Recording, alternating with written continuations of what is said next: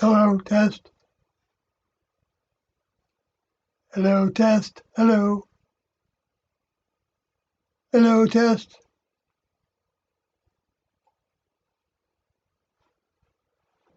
Hello, test. I'm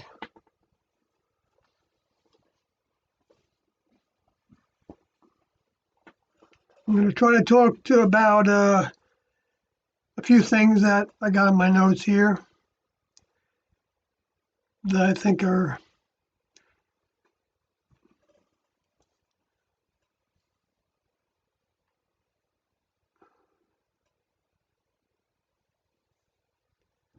see, that was the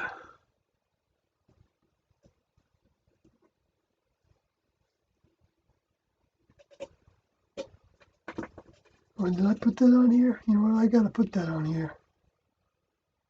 Let's see.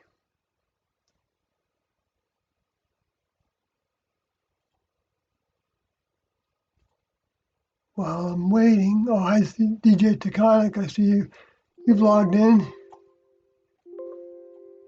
I just realized that I wanted to put this new image up. It's not anything. Well, I shouldn't say that. It's I believe it's significant. It's a sign from the next level, I believe, among the many. Let's see, where is that? It's the green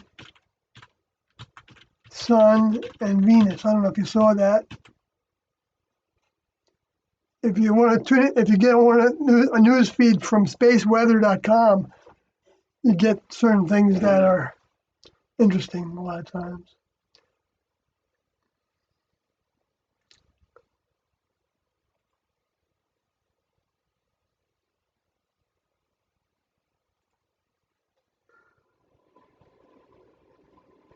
So I'm going to look for that picture, even though the picture's not, that significant in itself. I mean, it is because it's green. Actually, the sun looks green and Venus looks green. Venus actually looks red, yellow, and green in progression like that from bottom to top, the way it is seen from the ecliptic. So let's see here. So where was that?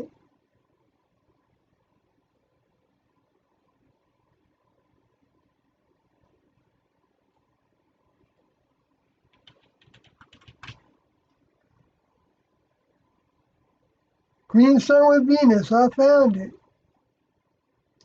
I hope it takes a PNG file. Okay, it does, good. All right, so you should get that in a minute. I can actually make it bigger, why not, right? I got all this space.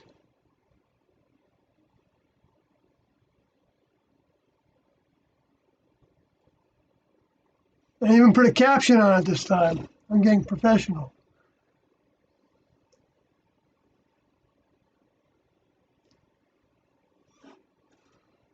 If I had done that every time I had a picture, I'd be done with them all now, right?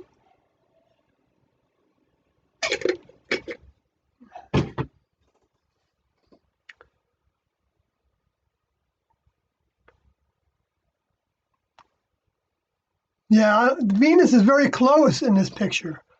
Venus is on the left, of course, and red, yellow, and green. And that's the sun there. With the, you can see the brighter parts and the people that don't have vision, I guess I'm trying to describe it. And then you see what looks like coming through some clouds maybe that are green, like the sun looking through the clouds. And it's kind of a light green, medium green, I would say. Anyway, and green sun and Venus. This happened on 9/26/19, so just a week ago or so, and it was shot at Rome, in Italy. I should have put Italy on there. I don't know why I didn't do that. All right. I wasn't thorough.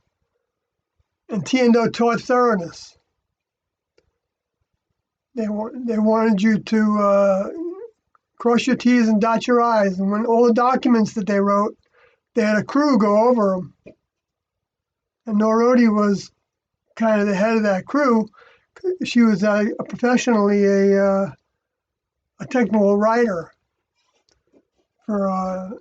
She worked for Texas Instruments while we were in the group, and she worked for sort of Melody worked for Dell and the programmer. Anyway, but I'm just, it was just like what goes with the thoroughness was,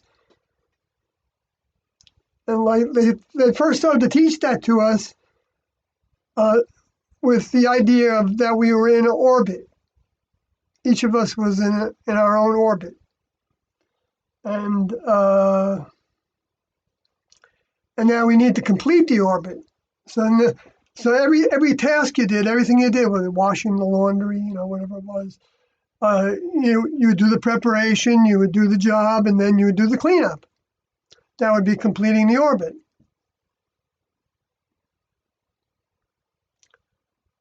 And because we didn't do that together, we didn't do laundry together. We did our own laundry for the first year or so.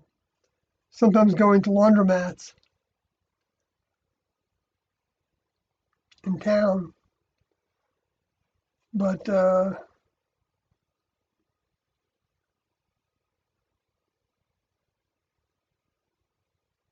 by hand quite a bit as well. We didn't do the big things by hand as much. I don't think as the underwear and that kind of thing. I don't remember. Well, I do remember washing trousers and stuff. Yeah. Anyway, we washed it all and we hung it up in the camp, in the camps.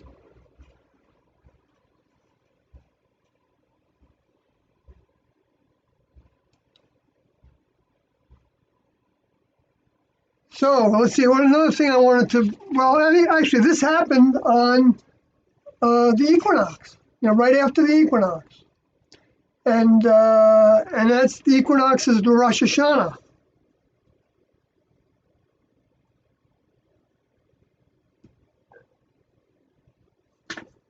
As I said on my Facebook page, Sawyer Heaven's Gate, I tried to describe. I posted this picture, so maybe it's not a new picture for uh, anyone that's tuning into this. That Rosh Hashanah was a Jewish festival, right? And it was just for one day, and it has to do with atonement for the things that we did that were. It was like a confession period, starting up a confession period, and that enters into the new year, and so which has to do also with changing our ways, whatever those ways were that we wanted to change. And that's where the idea of, I guess, the New Year's resolution came in, but they converted it into Catholicism. A lot of the things that Christianity took and the Catholics took came from the Jews.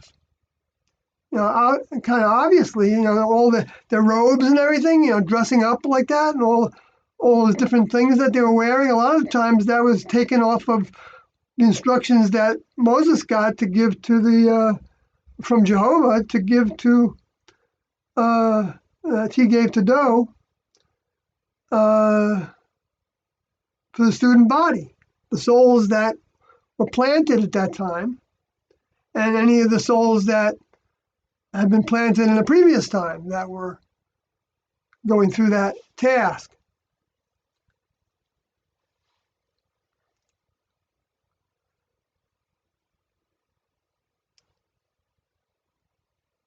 And And there's all the laws in there that talk about that you'll be killed. Death is the result of this and that and this and that and this and that. If you look at all the laws that there are that they say death is the penalty, then if there's only one record of somebody being killed because of breaking the rules, then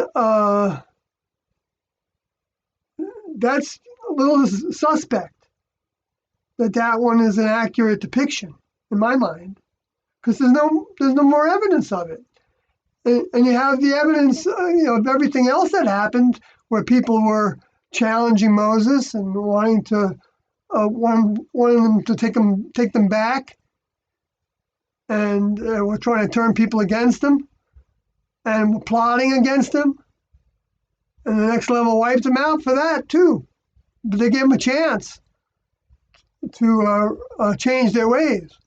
But they didn't want to change their ways, so they were proving to the next level that they were fit for the fire. In other words, those vehicles weren't benefiting the next level. And human vehicles aren't that much value to the next level unless their a soul is growing from them.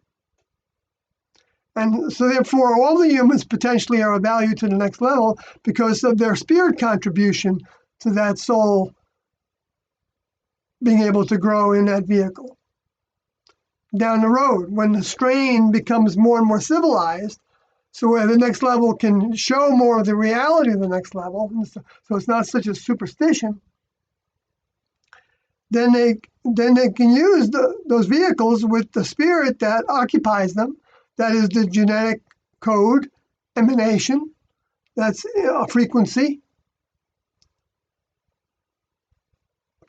object, I believe, is what it is actually. A computer software program.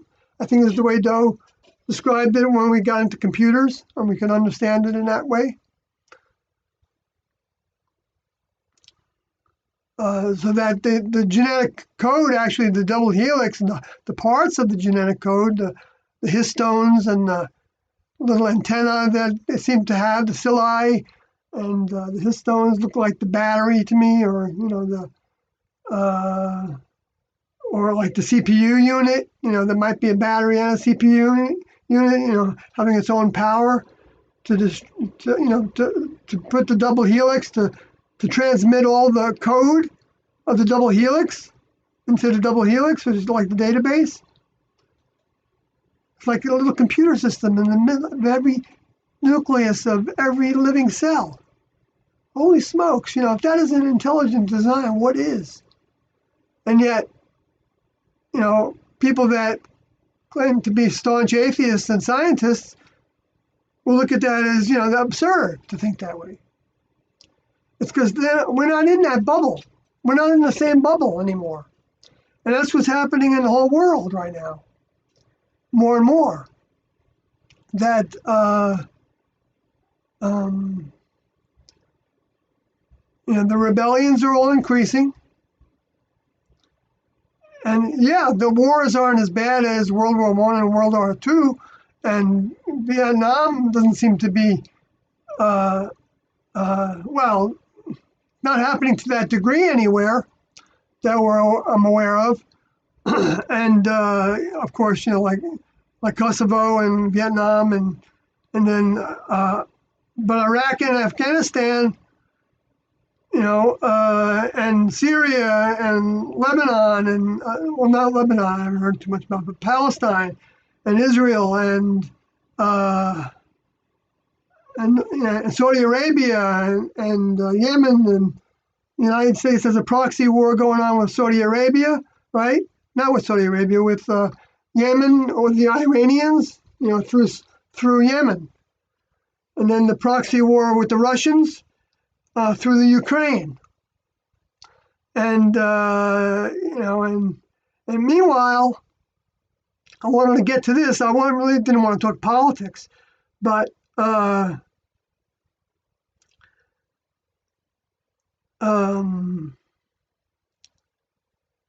a couple things actually. Like one is that I feel like with this new event that happened, with the sun coming through the clouds there in that picture on my screen, and Venus flashing green is the way it was reported by spaceweather.com. That looks like red, yellow to green. If anybody that knew coming into this on the screen there from Rome on the 26th. What seemed to come with that is this very simple idea that I got from somebody's post on my Facebook page, or maybe it was on one of my Facebook pages. And because I have two, I have one more from my personal people that don't know automatically that I don't talk about it that much. I do talk about it there, so I'm not hiding really, not at all. But I do keep it more low key than I do on the Heaven's Gate website. I the Facebook page. Anyway, but whatever page I got it from is beside the point. But I might as well give you a little of that for whatever it's worth. And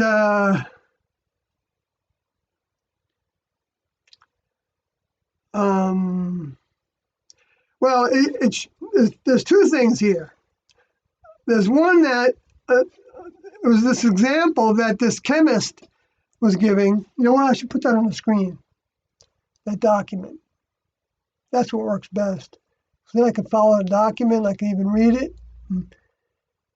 It wouldn't be so wishy-washy.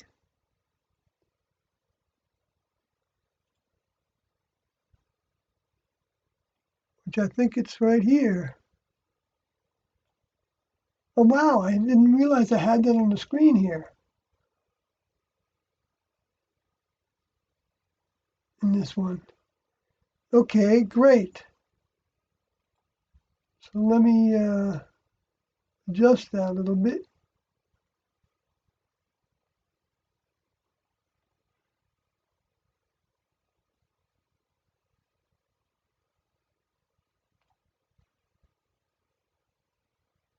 And shorten it a little.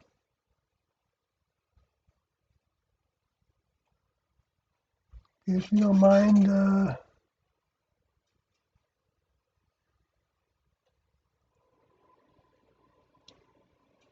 Yeah, so this is oh,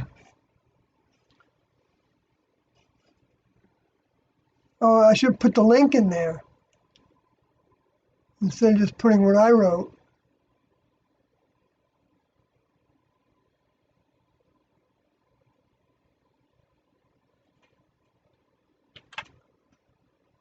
I'll actually put the link in the chat room as well if somebody wants to click on it, because I don't think these are live, right? On here. Well, I can just scroll down to it. That's right, dummy me. I don't have to copy and paste it anywhere. You can just type in probably chemistry-expert-carbon dioxide and find it pretty easily. Anyway, so I'm going to read it. It's not that long. So, chemistry expert: carbon dioxide can't cause global warming. Published on February 9th, 2017. Written by Dr. Mark Imisides, industrial chemist. And this is from the website Principia, Principia-SCIENTIFIC.org, with that title. Anyway, so again, for anybody that might be blind to see this now or in the future. Anyway, so So I'm going to continue to read it. So scarcely a day goes by without us being warned of coastal inundation by rising seas due to global warming. Why on earth do we attribute any heating of the oceans to carbon dioxide when there is a far more obvious culprit? And when such a straightforward examination of the thermodynamics render it impossible? Now, I wouldn't say impossible, that's because with the next level, all things are possible. I don't know, carbon dioxide by itself could stimulate heat of the ocean. But anyway, so I'm going to keep on reading. Carbon dioxide, we are told, traps heat that has been irradiated by the oceans. And this warms the oceans and melts the polar ice caps. Well, this seems a plausible proposition at first glance. When one actually examines it closely, a major flaw emerges.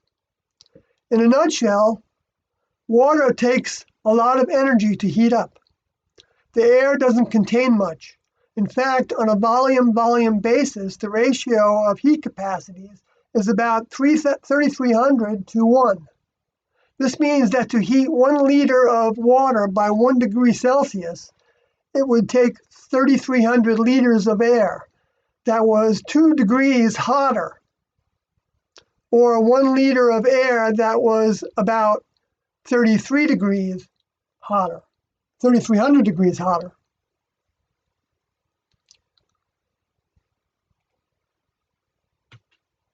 This shouldn't surprise anyone. If you ran a cold bath and then tried to heat it by putting a dozen heaters in the room, does anyone believe that the water would ever get hot?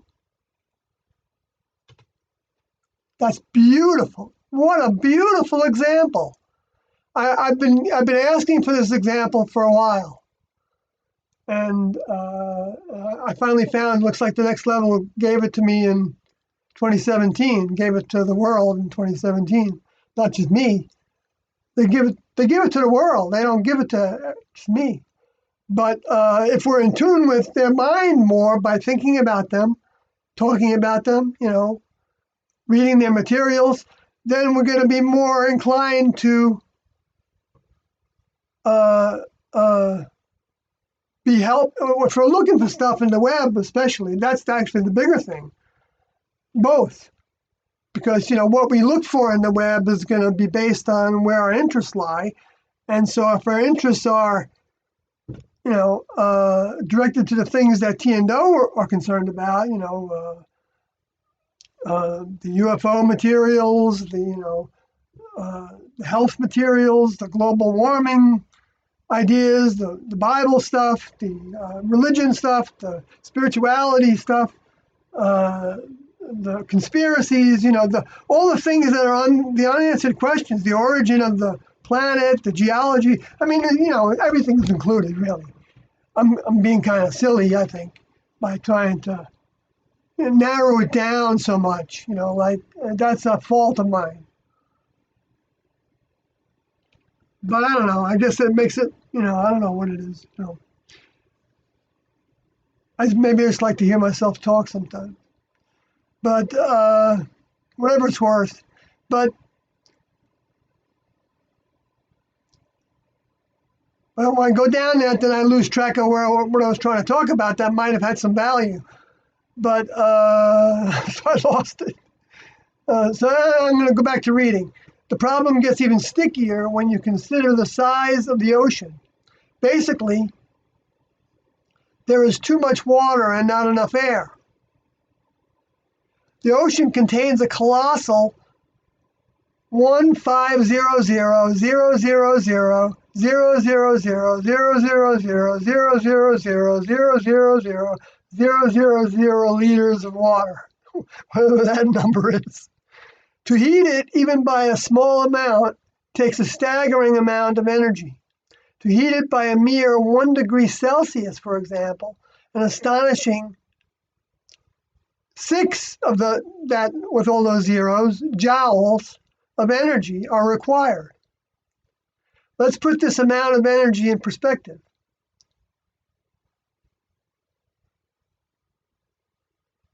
Well, I can see one little hole in this potentially that might be something someone else would say, is that it just heats the top of the water. And the top of the water, so, but he's comparing, but see, the whole thing is it's a fluid. So it's kind of like it runs in, it's cycling. It's like, I don't know how often the top cycles down to the bottom. It might have to do with the heat of it anyway. I don't know how far it gets. You can see how far the light gets down, right? So that's some indication of how far down the heat would come from the sun.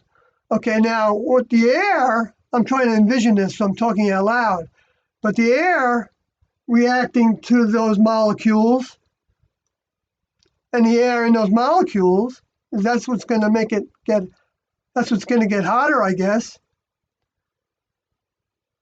warmer. Well, it'd be interesting to do a test. You could just, run the bath and put a thermometer in it, floating on the top there, and then just, get a bunch of heaters and get them going really hot, and even heat the water up in the bath. So it's not such a, well, no, you wouldn't do that, because the colder it was, probably the better, because maybe the more you'd see the change. I don't know if that's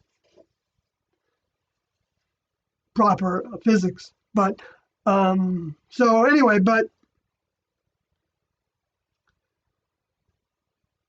and then put a temperature a thermometer in the room, so you know what temperature you're at, and see if you see any change. And I'd get a temperature that really had a good fine device on it for telling the temperature. I guess that would have to be waterproof.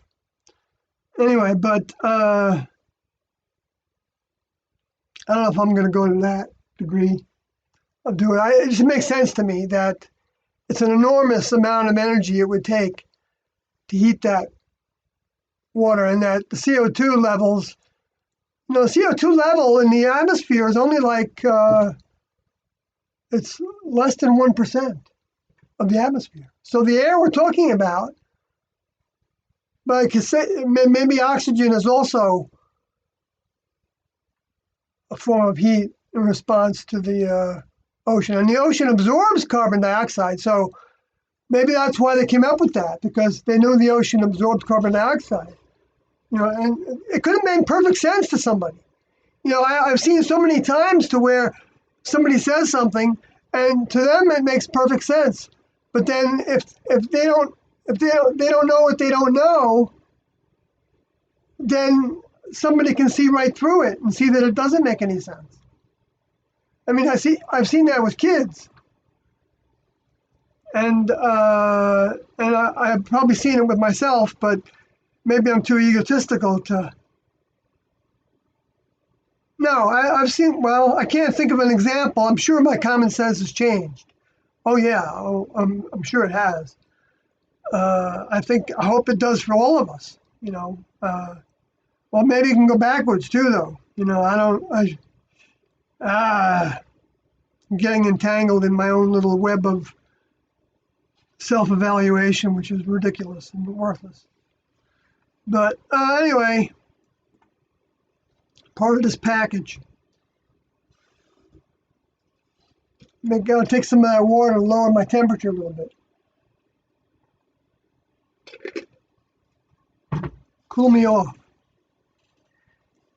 Cool the vehicle off.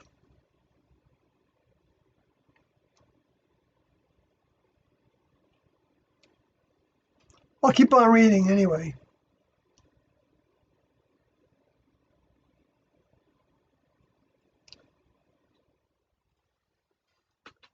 If we all turned off all our appliances and went and lived in caves, and then devoted every coal, nuclear, gas, hydro, wind, and solar power plant to just heating the ocean, it would take a breathtaking 32,000 years to heat the ocean by just this 1 degree Celsius. Now, I don't know if it's true or not, but any of you chemists out there or calculists, I'm trying to run through the numbers. check this guy out. In short, our influence on our climate, even if we really tried, is minuscule. So it makes sense to ask the question, if the ocean were to be heated by greenhouse warming of the atmosphere, how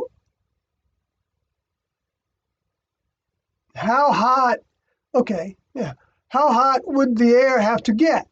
If the entire ocean is heated by 1 degree Celsius, how much would the air have to be heated by to contain enough heat to do the job? Well, unfortunately, for every ton of water, there is only 1 kilogram of air.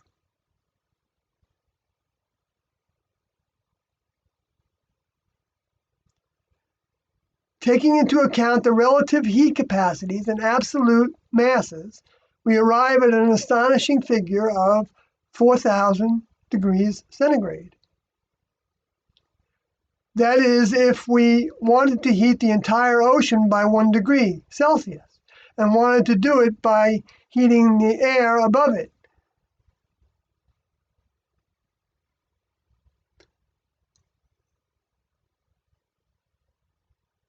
We'd have to heat the air to about 4,000 degrees hotter than the water. And another problem is that the air sits on top of the water.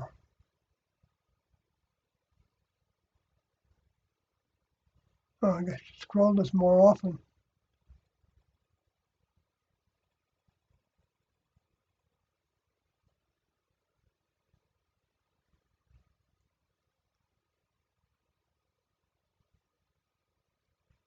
I'm going.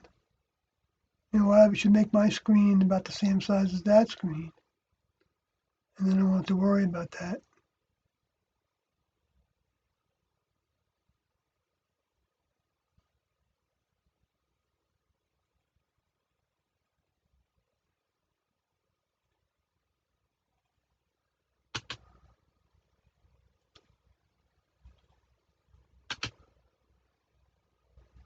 So, and another problem is the air sits on top of the water. How would hot air heat deep into the ocean? Even if the surface warmed, the warm water would just sit on top of the cold water.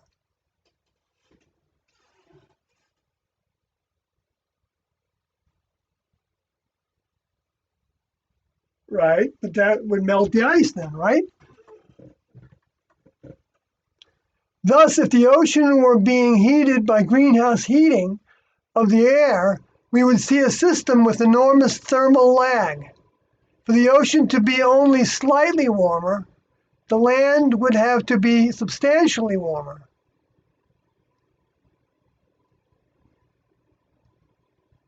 And the air much, much warmer to create the temperature gradient that would facilitate the transfer of heat from the air to the water. Oh, right. And he's going to keep on talking about this. The pressure is explaining how the heat and the cold pressure related. Any measurable warmth in the ocean would be accompanied by a huge and obvious anomaly in the air temperatures, and we would not have to bother looking at ocean temperatures at all. So if the air doesn't contain enough energy to heat the oceans or melt the ice caps, what does? The Earth is tilted on its axis and gives us our seasons. When the southern hemisphere is tilted towards the sun, we have more direct sunlight and more of it longer days. When it is tilted away from the sun, we have less direct sunlight and less of it shorter days. The direct result of this is that in the summer it is hot and in winter it is cold. In winter we run the heaters in our cars and in summer the air conditioners. In winter the polar caps freeze over and in summer 60 to 70% of them melt. About 10 million square kilometers. In summer, the water is warmer, and in winter it is cooler. Ask any surfer. I know this is common sense, but it's true though. I think it's good to see the things in a simpler way. because it's just as true in a simpler way. We don't need all the analysis. It's fine. It's a part of the human condition to analyze things like I'm doing right now. I'll keep on reading. All these changes are directly determined by the amount of sunlight that we get. When the clouds clear and bathe us in sunlight, we don't take off our jumper because of greenhouse heating of the atmosphere, but because of the direct heat caused by the sunlight on our body. The sun's influence is direct, obvious, and instantaneous. If the enormous influence of the sun on our climate is so obvious, then by what act of madness do we look at the variation of a fraction of a percent in any of these variables and not look to the sun as the cause? Why on earth, pun intended,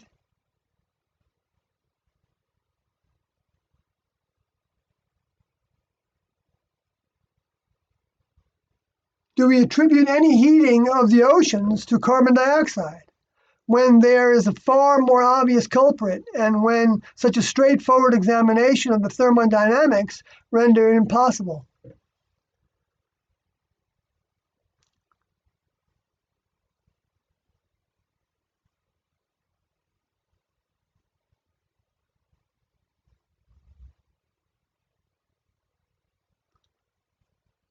So anyway,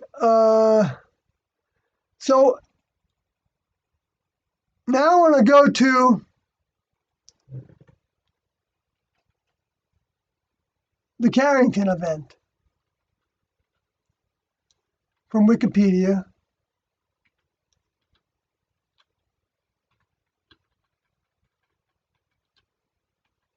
Formatting as I go. So, sunspots of September 1st, 1859, as sketched by Richard Carrington.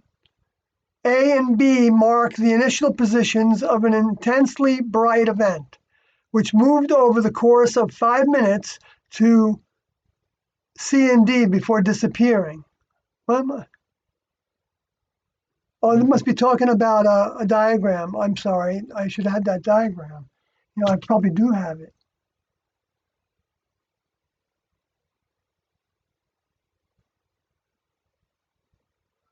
Oh, yeah. You know what? If I don't have it, I got to go back and get it. But I'm not going to get it right now. So anyway, I'll keep on reading. The solar storm of 1859, also known as the Carrington event, was a powerful geomagnetic storm during solar cycle 10, 1855 to 1867. A solar coronal mass ejection hit Earth's magnetosphere and induced one of the largest geomagnetic storms on record, September 1st to 2nd, 1859. The associated white light flare in the solar photosphere was observed and recorded by British astronomers Richard C. Carrington and Richard Hodgson. The storm caused strong auroral displays and wrought havoc with telegraph systems. The now standard unique IAU identifier for this flare is, okay, they're showing a flare in the diagram. Sorry, I shouldn't be reading that.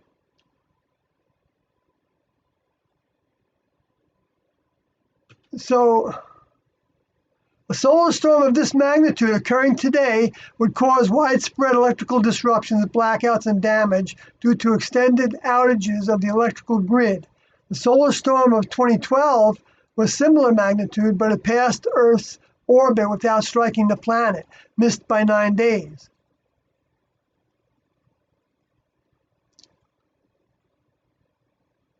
Then talks about a coronal mass ejection in 1999 near a solar maximum.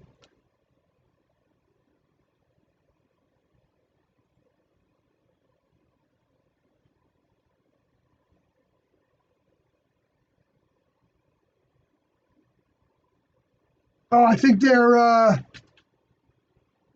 showing a picture again. So then it goes on to say, just a few months shy of the solar maximum on 1860. Oh, I guess another diagram. During the 10th solar cycle, many sunspots appeared on the sun from August 28th to September 2nd, 1859. On August 29th, southern auroras were observed as far north as Queensland, Australia.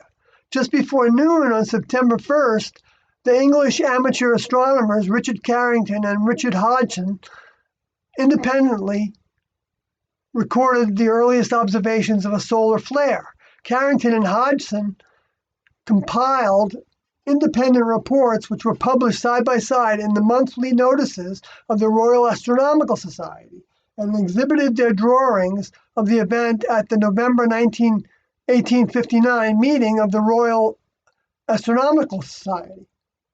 The flare was associated with major coronal mass ejection, CME, that traveled directly toward Earth, taking 17.6 hours to make the 150 million kilometer, 93 million mile journey. It is believed that the relatively high speed of this CME, typical CMEs that take several days to arrive at Earth, was made possible by a prior CME, perhaps the cause of the large aurora event on August 29th that cleared the way of ambient solar wind plasma for the Carrington event. Very interesting. The next level was, this was, obviously a next level event so that we could be talking about it now because they knew this was going to happen. So they were putting all kinds of things into motion ahead of T&O doing their task, and the souls that were returning to finish that task with them. So I continue to read because of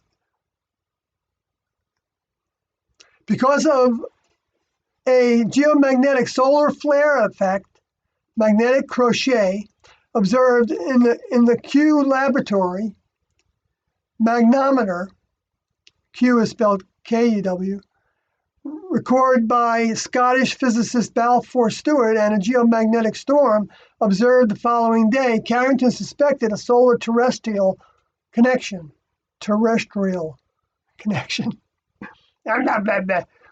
Worldwide reports on the effects of the geomagnetic storm of 1859 were compiled and published by American mathematician Elias Loomis, which support the observations of Carrington and Stewart. I'm going through all this because for however long this maybe stays in record on the internet, if some of this information ends up disappearing or getting distorted because the powers that be don't want the truth to be known, they may start getting rid of stuff. You never can tell what's going to happen. They're doing that with the whole vaccine subject. But there's a big pushback on it. So the next level is not letting them do it anymore, or they probably could.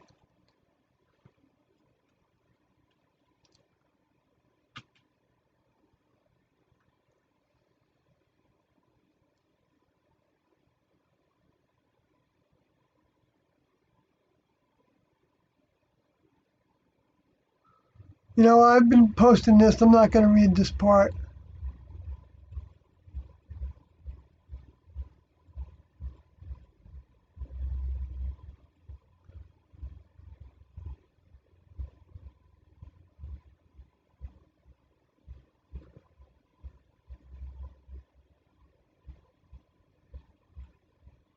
I'm going to get down to the part that talks about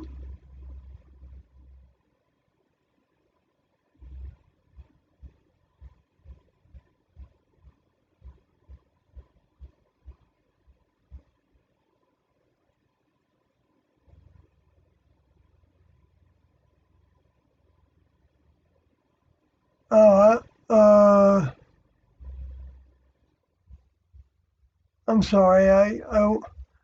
I wanted to get to the place that, not just to talk about solar storms and stuff. Uh,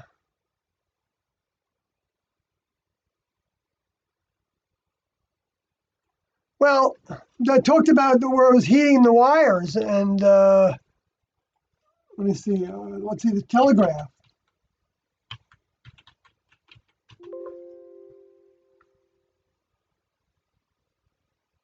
Okay, there you go. One example of the sun's having a sudden heat capacity is referred to as the Carrington event in September of 1859. Telegraph systems all over Europe and North America failed, in some cases giving telegraph operators electric shocks.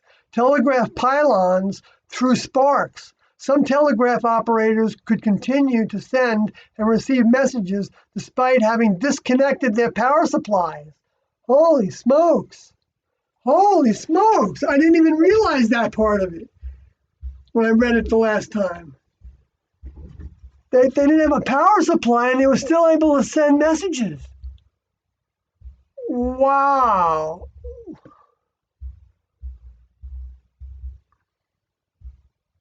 So this is an example, of course, of the power of the sun.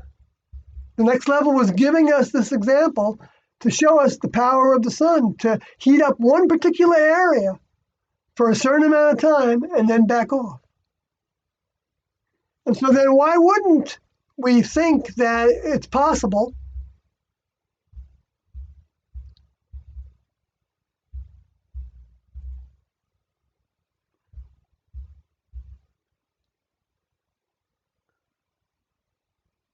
I see I just saw the chat room there for a second. I see somebody's been very active in the chat room. Hi, Slick Rick, Steak and Eggs. Good evening, Jeff.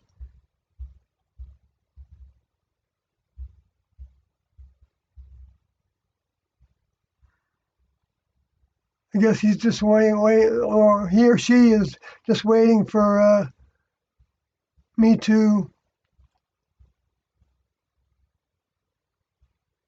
I guess I can stop him from tuning in here, right? Yep, I'll do that if I need to, but I don't care if you want to say that.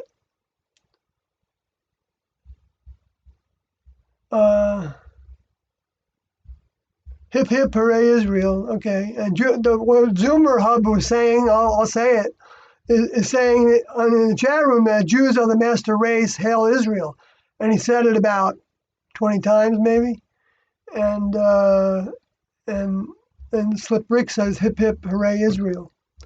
Well, Israel, the word Israel, what does that mean in the Hebrew? I wonder if anybody knows that. Wow, my screen is still updating, I see, from all that scrolling that I did. But since the subject of Israel came up, Israel meant the overcomers. Actually, if I go into the Hebrew, it's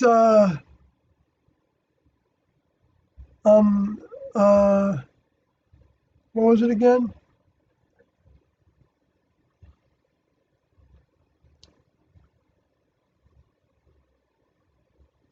It's he who prevails as Jehovah. He who prevails as Jehovah. And in the Greek, you see that the word that's translated in the New Testament records as overcome is also translated as prevail, conquer,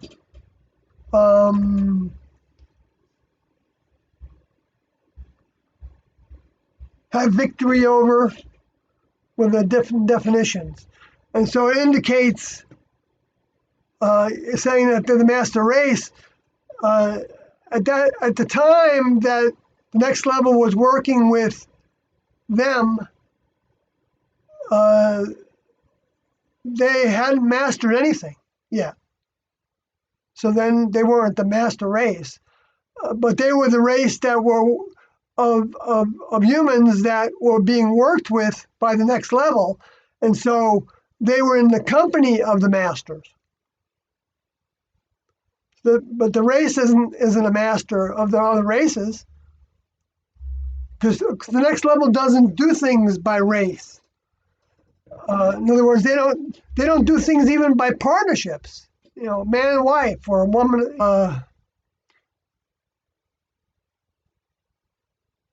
Doesn't have a race that can reach mastery over anybody else, because the race is just the vehicles. It's the content of the vehicles, the content of the soul, their behaviors and ways, their attitudes, the things they think about, the things they are passionate about, the things that they are learning about existence. That's what makes the person. And so when the next level was working with those individuals, they were getting a huge dose. That particular part of that genetic strain were getting a huge dose of next level mind. And that's why some of them ended up wanting to kill Moses, and others believed in it 100%. And so you see, that's where you can't say that the whole race is the master, because because you got some that hated God and the idea of God, and they were trying to sabotage things, and God would come down and kill them after he gave them a chance to repent, or you tell them to leave. Hey, Dio Nerd. Hello. Hope everyone's evening is going swimmingly. Yeah, we're swimming down the river. Swimming down the river. Yeah, Dio Nerd, we could write a song about that, right? Swimming down the river. In the river of life, or swimming upstream, right? Yeah, I think swimming to the next level means like a salmon. You're swimming upstream, because everybody else is, and it could be a lot of them, a lot of us swimmers around here. Just to stay in the same spot can be really doing good. With the way that the stream will try to take you.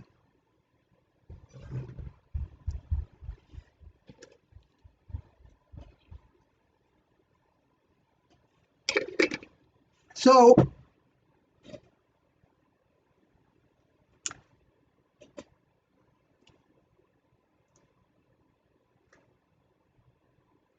I mean,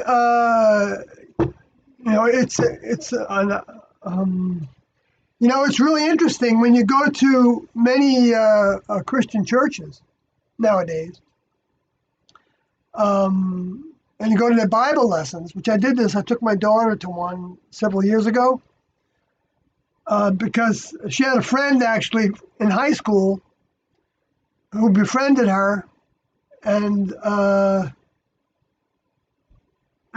she was part of a church group in a nearby town, and so I went on some outings with them,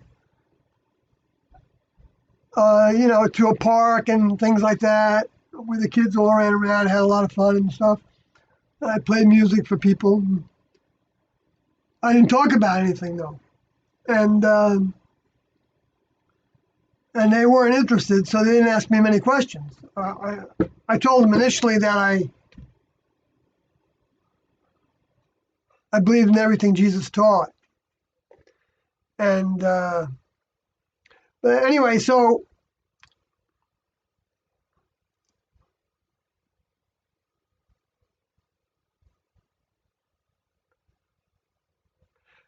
anyway, to get on with the subject is, I went to one of the church services.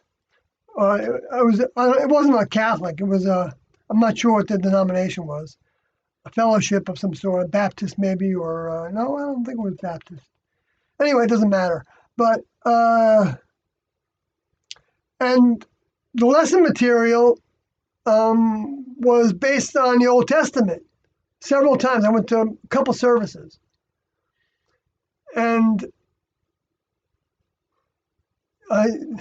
but they were Christians.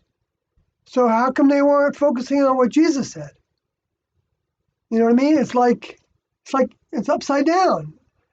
And you could talk about what Jesus said about that Moses said, and he said to follow the commandments that Moses gave. He said, but you're not going to find salvation in the Moses materials, Jesus said, because if you knew Moses, then you would know me, is what Jesus said. You would recognize me because I come from the same place that Moses came from. And that's the same situation we have now, that for Christians not to recognize dough and tea in everything that they said and taught, to some degree, however slight, even just an interest, it is, well, means nothing. I mean, it doesn't mean anything in particular, but except for when individuals then tell you what's not true, then they're not recognizing that those individuals are teaching the same thing, but bringing updates. Just like Jesus brought updates. And the ones that were staunch Jewish priests and rabbis were inflamed by it because he was taking stage with some of their people, some of their followers. And they didn't want to look good. They didn't want to look bad to the people or the government because they had a certain relationship with the government, you know, because then the government knew that they had power over a lot of the people.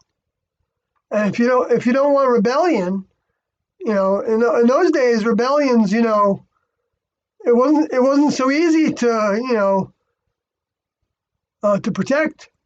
If a big enough mob came around, you know, with weapons, they could get into the palace probably, if they planned it right. So they needed to, you know, tread softly with the people. And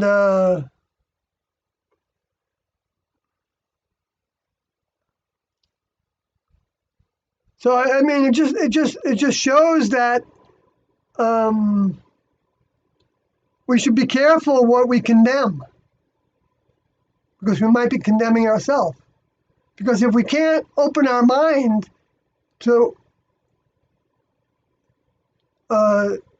what's possible, and not only possible but feasible, not only what's feasible but even probable, not even, you know, I can keep on going with that.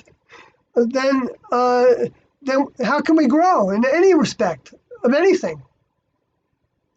You know, if we think that we can evaluate the problem with the car and say, okay, you know, just by, you know, never had any experience with cars, and our car breaks down, and it starts and it falls apart again, and you're standing there looking under the hood, and you say, you know, I think it's the carburetor.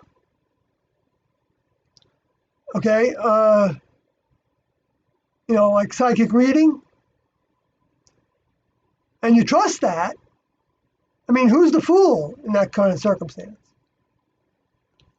Now, you might have a feeling that it's the carburetor, and you could actually be given a feeling of that. So maybe I'm shooting myself in the foot with the example, but my point is that when you have experience with the car, then, you know, you could say, well, it can't be the carburetor because the battery is dead, because the radio won't come on. That's a more likely reason for this problem, why the car peters out. That's what I'm saying. It's like, so that's the same. It can be with everything. It can be like that, to where we can think that we know the answer when we don't. Now, sometimes I catch myself doing it all the time. Well, maybe not all the time. Maybe I miss it sometimes. I do. I end up having to go back. I see what I write, and then when I go back to it and read it, I think, I'm just giving my opinion here. I shouldn't say it like a fact right off the bat because that only turns people off. Because the truth is, it is my opinion. I don't know that a lot of the things that I say is a fact. The only thing I can go by that's a fact really is what T and Do said. And still, I believe that's a fact, and I also have to believe that I got the right interpretation of it. Because, pretty soon it's going to come to places where people are going to be quoting T and Do and meaning something entirely different from what they meant.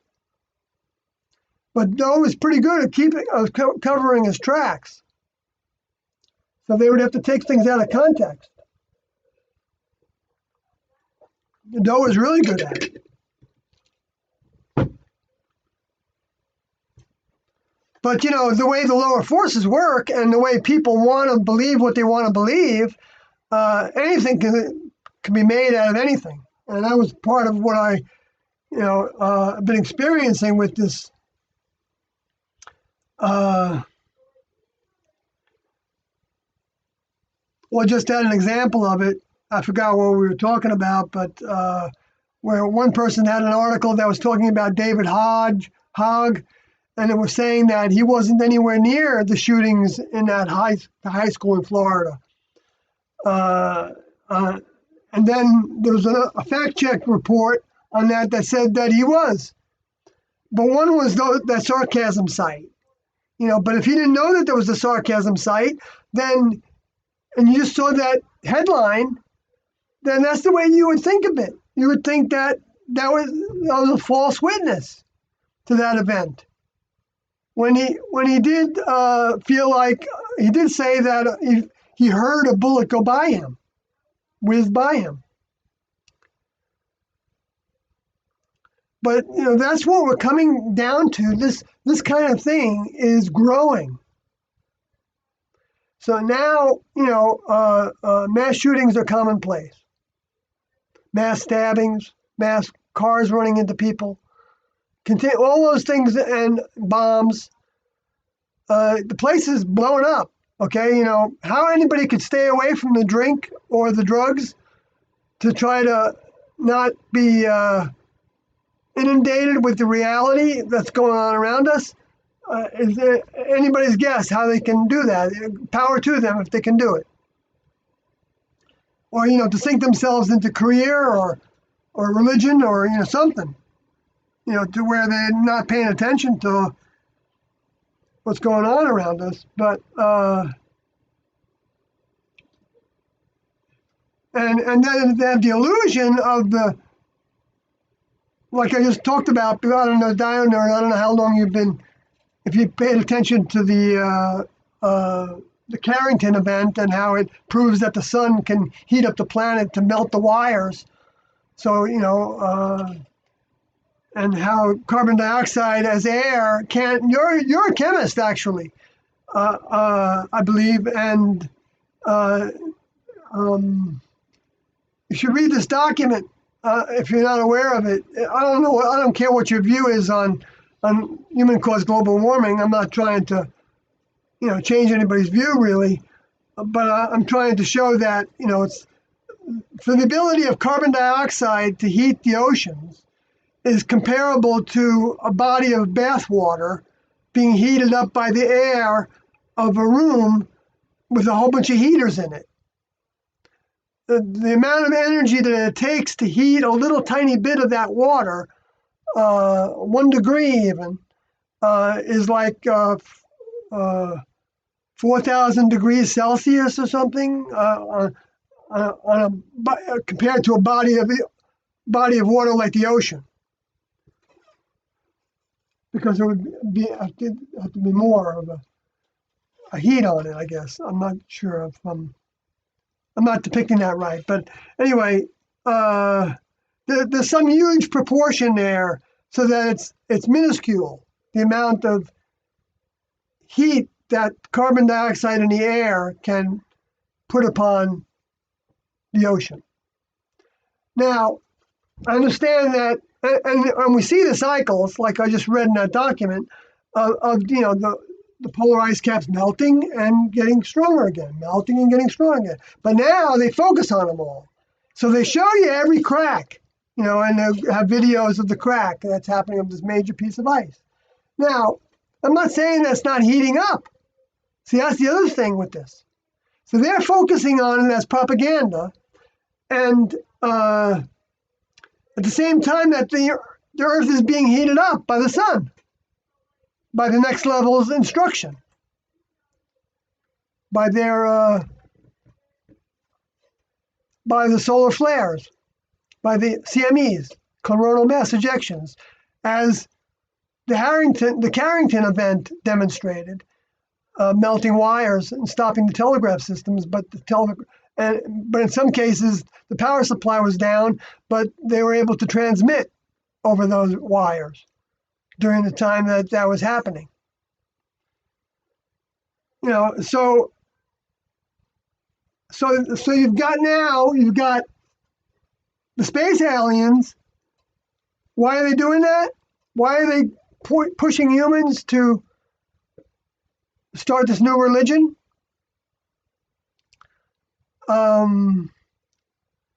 Where the priests are the selected scientists that were groomed for that priesthood, and politicians and are also the priests. Different kinds of priests, different sects of the priests, and the intellectuals and the artists and anybody else who's got influence over the masses, who are being dictated to because they can earn money from it. Like for Canada is going to have like 150 million to the budget. That's just one little piece of how they benefit. Like they can take out of the budget, out of the people's taxes, in order to so that they have no new taxes, as the Tories are promoting, to do what Canada can do in order to stay with their carbon footprint, do what they can do. And so they're taking the money from the people to do whatever they want with, however they can hide it. They can even use it to protect against the effects of global warming. They can use it to build walls. You know what I mean? But if they were honest, they could say, we don't know if humans are causing this, but it's happening. We can measure it. And so we need help to build walls and things. And so you could have the same movement, but it wouldn't become like a belief system anymore. And thinking this arbitrary amount of carbon dioxide is going to heat enough of the planet to where the human kingdom is going to be extinct. As that girl, could be a woman in some societies, was used to promote. And now she's a big influence on all these young people. She's the guru now of those young people. And it's interesting how her preaching is about the same level of preaching that you hear from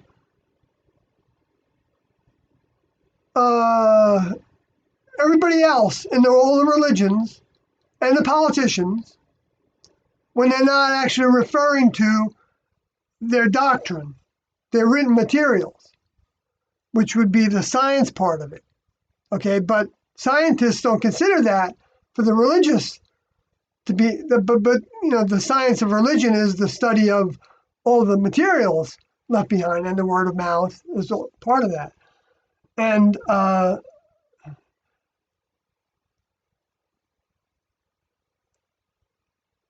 and so what she says is that, I don't want you to follow me, follow the science. So she's following, which is manufactured science in order to fit the charts. And it was already proven that the hockey puck diagram doesn't follow. The temperature and the CO2 output, as NOAA measures it, doesn't go in the same upward path like that, like level for a while with the temperature and then up with the temperature. Okay, that's what they were saying was happening. That was doctored by the IPC. That's common knowledge, but of course that's not talked about in the news. So we live in this bubble where we've got multiple fantasies going on and illusions. And that's exactly what the Hindus was they would call it Maya, because it probably happened in a previous civilization. Well, not probably, it happened in a previous civilization. I don't know what degree. The Indo didn't talk about that. But they did talk about how, well, no, they didn't talk about Babylon, but the meaning of the word Babylon is confusion, one of the meanings.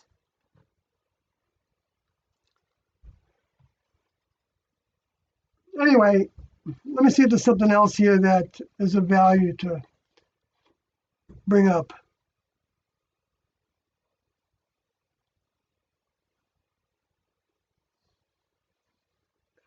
And meanwhile, Canada actually just issued, I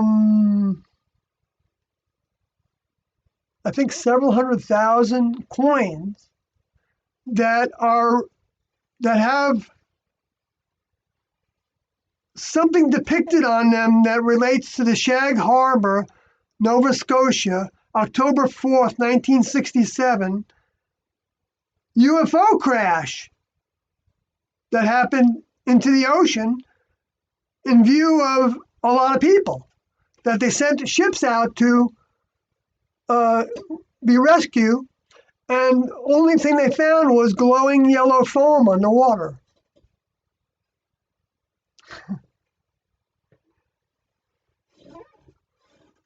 And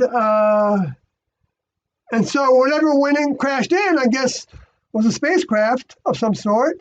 I don't know if it would have been an alien spacecraft or a next level spacecraft, but when you put that 7 on it, I can't help but think of it as a next level spacecraft because of 1897, the crash at Aurora, Texas, and then 1947, the crashes. There were said to be more than one crash in the plains of San Augustine and the Laredo area, and there was other crashes in the Laredo area at that time, but there were 2 that were confused together in the reports. 2 crashes, 1947 in July, and but this crash was in October, and the Carrington event was in September of 1859. So that's not a 7, but it's a 9. But the relationship with the 10 as well, I believe, according to the Book of Daniel. Anyway, but which I did say I wanted to go through another one Daniel material. Maybe I will if I don't stop talking about this. But and then you have the 1997, of course, is when Next Level left with the Hale-Bopp comet, or during the timing of the Hale-Bopp comet. And so that's 100 years. And then you had 2007, is at the beginning of the black horse, Obama, and 2000 was the beginning of the red horse. I know I'm going off, but that's like a 3.5 year program. It was the red horse of George W. Bush. And then you have, and also the coup d'etat in America, in the United States, when the Supreme Court voted that the Florida Supreme Court couldn't recount the votes. They were stopping them from what they had already determined, and they were supposed to be a sovereign state, and especially when the way they're sovereign is in the elections. I guess they could have said they didn't want to do that, but they didn't do that, did they? They liked that pronouncement because they were kind of run by the other Bush, right? Jeb Bush was the head of he was the governor, right? And that's when Al Gore, for the Dems, started his program for global warming. So they were going to kill two birds with one stone. They were going to make a lot of money by the war on terror, and they were going to make a lot of money on now the war on the climate and the war on God. That's part of that. And the war on, it's the war on God because it's the war against the next level because they're pointing people to think that humans are responsible for global warming when it's the sun that's responsible, and the next level is in control of the sun.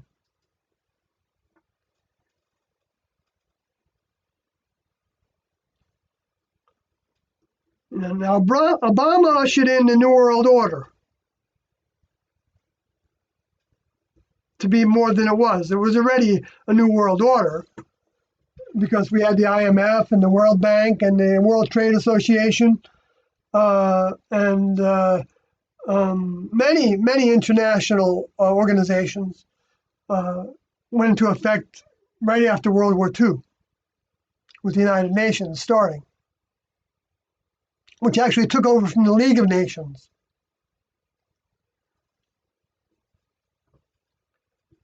And so to think that Trump isn't a globalist is totally an illusion. The left and right, they're both illusions. I mean, we all have our illusions.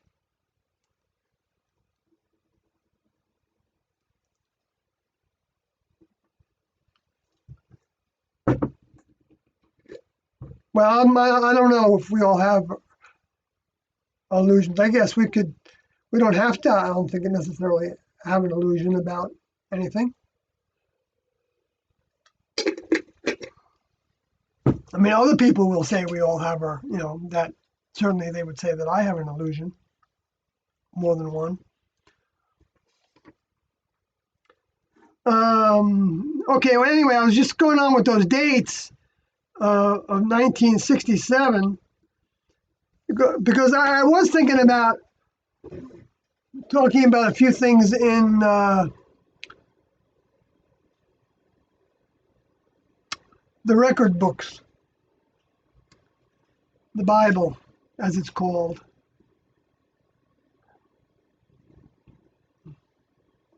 Which, but you know what? Before I do that, I'm going to go back to the chat room because I see Dio Nerd's been talking.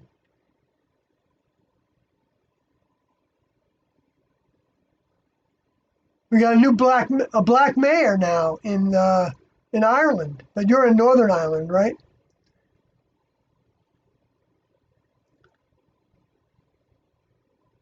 I hope Dio Nerd is still here with us.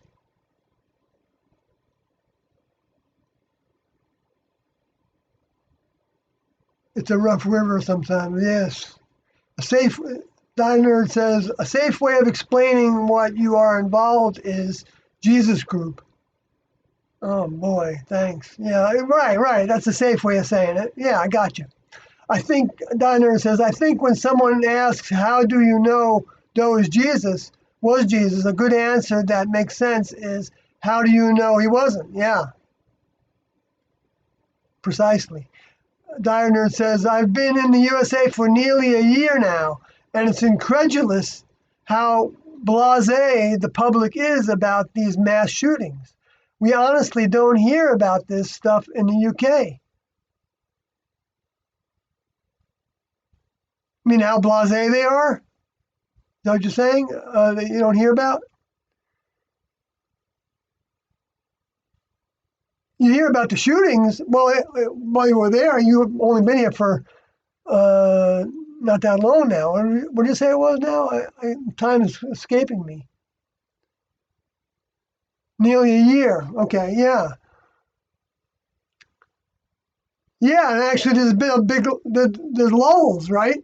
And, they hit the headlines and then they take them off and they stick something else in there, talk about Twitter. And, they spend all their time talking about Twitter and the impeachment now is all the big thing, even though they don't think it's possible it's going to pass in the Senate because the Republicans have the control of the Senate and it would take 2/3. And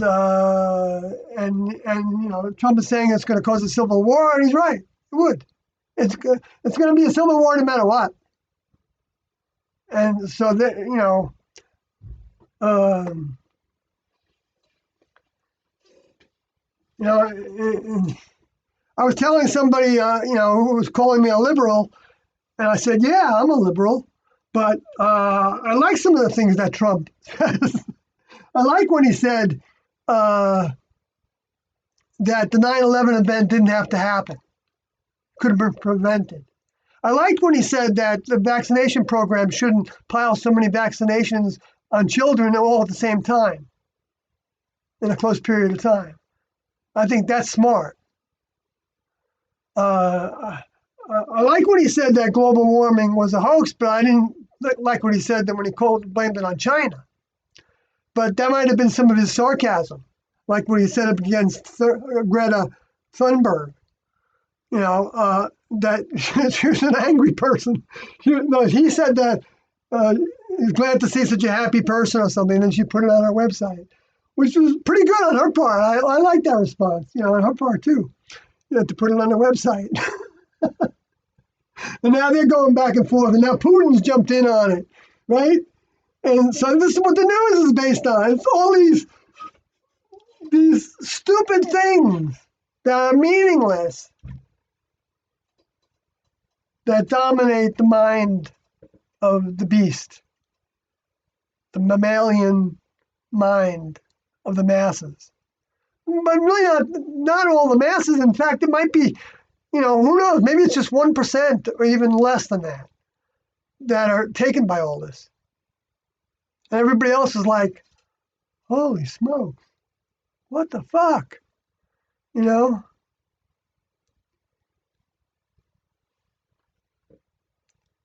But we see what's in the media, right? I mean, but I'm wrong about that because there are a lot of people that are, I know people that are taken with it. I was taken with it too.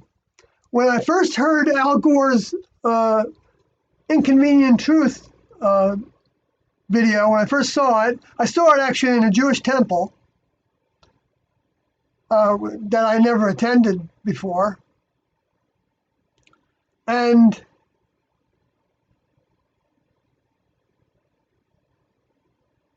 wow, yeah, okay.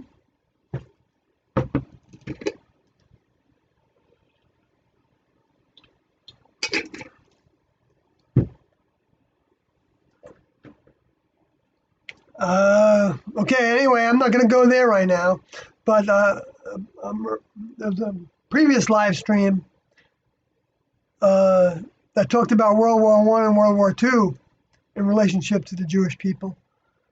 At that time, those particular Jewish people that were involved in at the beginning of the League of Nations and anyway, but um,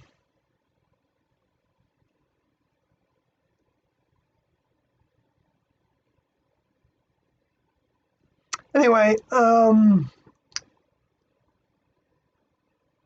and go down to the next thing in the chat room. Dionerd says, as a BSc in chemistry, the whole global warming theory at the moment is exactly that. It's a theory, a guess. The best we have at the moment from the evidence we can visually testable confirm, not 100%.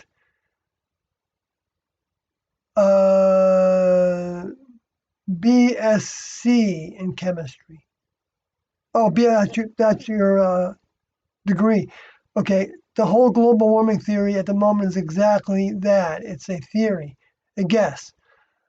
Uh, yeah, I think it's more than that. My own personal view is that it's a way to make money. Um, and also capture the people's minds so that they wouldn't revolt against the government or revolt against the religions. And the religions are getting on board as well. Christians, I know in particular. I don't know about the other religions, but starting to say that because of something that said in Genesis that we need to take care of the earth, and so therefore we need to be in support of uh, supporting the green movement. The Green New Deal. Or I haven't heard them say that because that would be going a little far for the evangelical community, who are mostly right. A lot of them actually know that global warming has been a hoax, in my opinion. I feel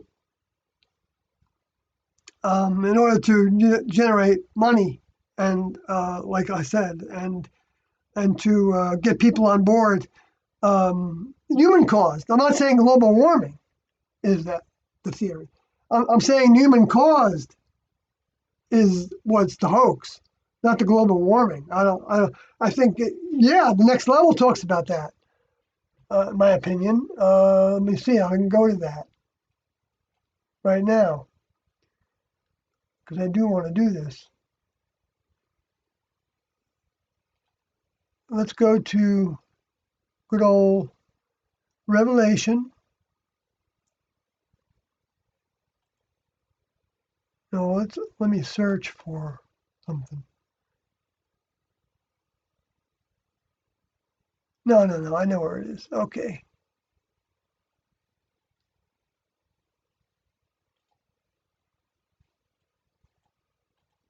Revelation 6, I want to go to first. Down towards the bottom.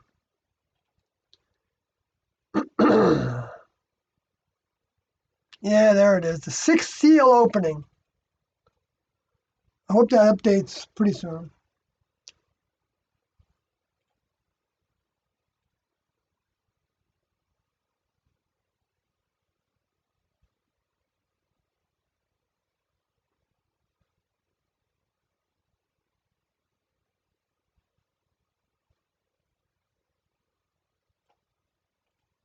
Well, the first verse there, 6:12, Revelation 6:12. I'm going to read it because it hasn't appeared on my screen yet, so maybe you don't got it either yet.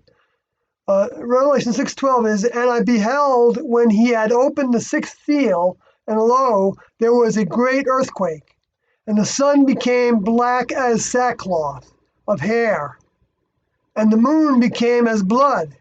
Okay, now, I know we've had a lot of blood moons, fine. We've actually had caverns open up on the sun. I don't know if I have any pictures of them.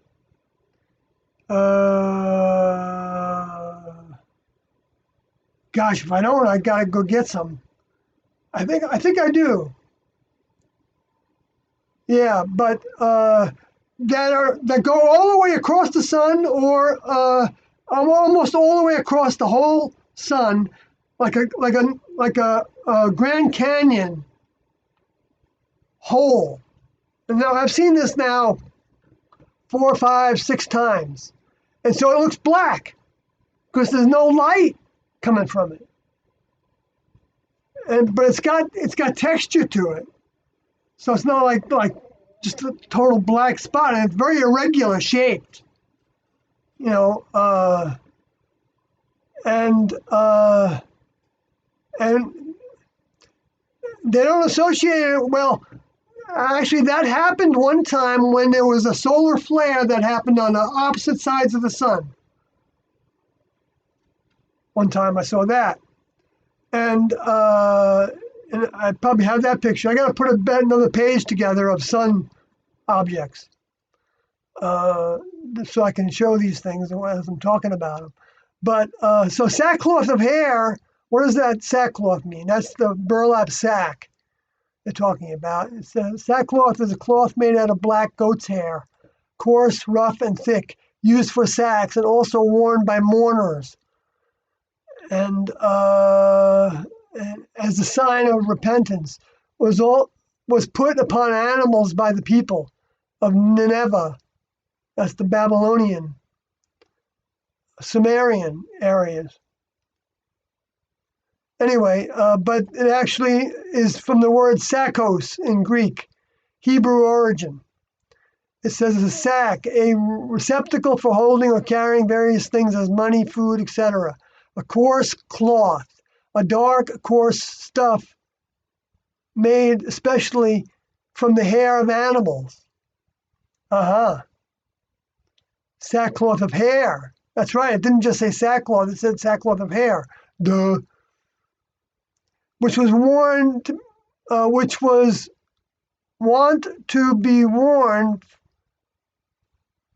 No, a garment of the like material, and clinging to the person like a sack, which was wont to be worn for drawn over the tunic instead of the cloak or mantle by mourners, sentiments, supplements, and also by those who, like the Hebrew prophets, lead an austere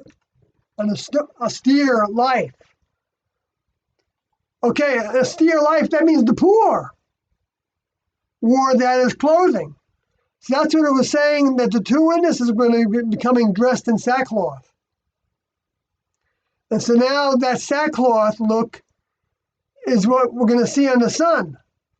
And if you look at the sunspots, the whole not so much doesn't look like that as much. But the sunspots, like the Carrington event, they attached them to the sunspots, a big burst in sunspots that started a few days before that. And maybe even a month before, no, August, I think. Started in August, the sunspots, and it was during solar maximum. And then on October 4th, 1967, is when the Carrington event happened. That melted the telegraphs wires and create sparks and stuff from the telegraph operators. We're getting sparks coming out of their telegraph machines, showing you how powerful the sun is. I'm just repeating that for anybody that just came into this, because I read this whole document about the Carrington event before. But so anyway, I wanted to go to the sun here, okay, and the moon became blood, okay, so we had a blood moon at that time too. But that was this is right after the great earthquake. And this earthquake is called great as opposed to other earthquakes that aren't called great because it's really big. And there's other prophecy from the Old Testament that it's the biggest earthquake that was ever seen on the planet at that point. So the next level is going to do these three events, bang, bang, bang, when it comes to that time period. And then right after that, stars of heaven fell to earth, which stars means it's from aster, so it's a star.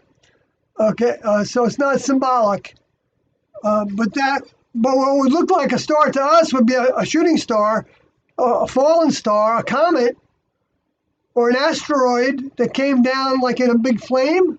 That would be a star, as far as I'm concerned. And in Revelation 16, it talks about how there's going to be 90-pound pieces of, approximately 90-pound pieces of hail rain down on the earth. A storm of them. So that's like, we see meteor showers. That meteor shower is going to basically just, everything that's not destroyed by this. And then the volcanic activity is also part of that. Of course, nobody likes to pay attention to this because, this is such a downer. But hell, listen, this is going to be over so fast when this happens. This is like merciful. Shows the next level's mercy on a planet full of people that hate the next level.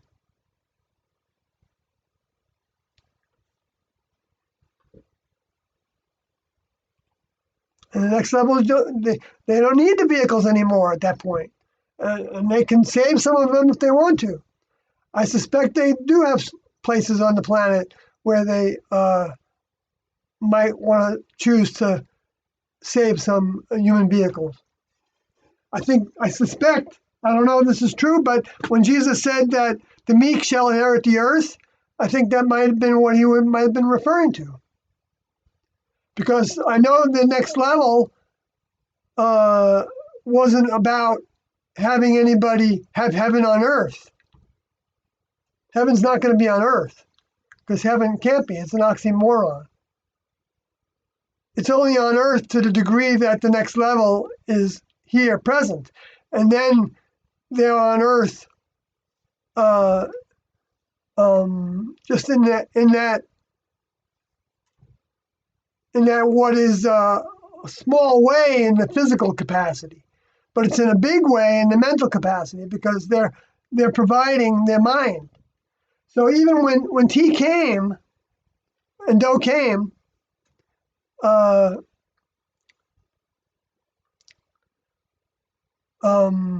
they provided a big chunk of advancement. And but even if John the Baptist, if that was actually the Aurora crash in 1897, then that brought the mind of that individual, which I don't think was T. I could be wrong, but I think Doe would have said something about it. He never said anything that I heard about that event, that crash in Aurora, Texas. Even though it's like the bright and morning star, like it says in Revelations, he would come back as. But when he said he was coming back, didn't mean that it was just one event. It meant however many events that they wanted to put into motion.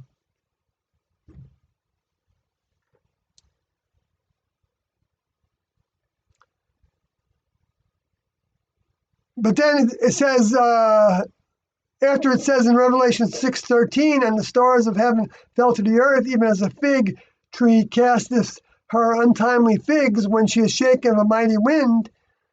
Now he's talking, those stars in that case are the Luciferians. And that was also depicted in Revelation chapter 12. Having a battle for souls on the earth. So that was the start of the battle, and this is the end of the battle. That would be my opinion on that. If I go over to Revelation 12, which is easy to do, it says that, so here's the verse that, okay, so you have and there appeared a great wonder in heaven, a woman clothed with the sun and the moon under her feet, and upon her head a crown of 12 stars, an astrological depiction of T, who was an astrologer. And she, being with child, cried, travailing in birth and pain to be delivered. And the child is offspring, is her son, actually. I believe it's actually Gaster, is a womb. She's got in her belly. The womb, the stomach.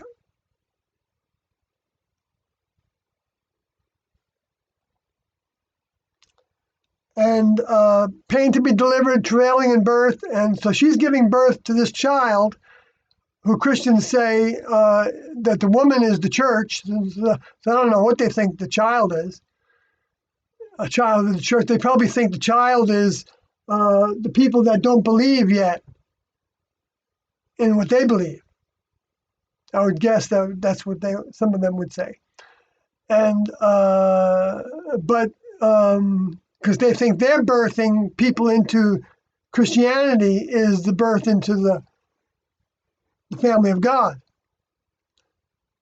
But this really is He giving birth to dough, to the throne. That's what it talks about later, is to the throne. So nobody getting to the throne until they conquer, overcome.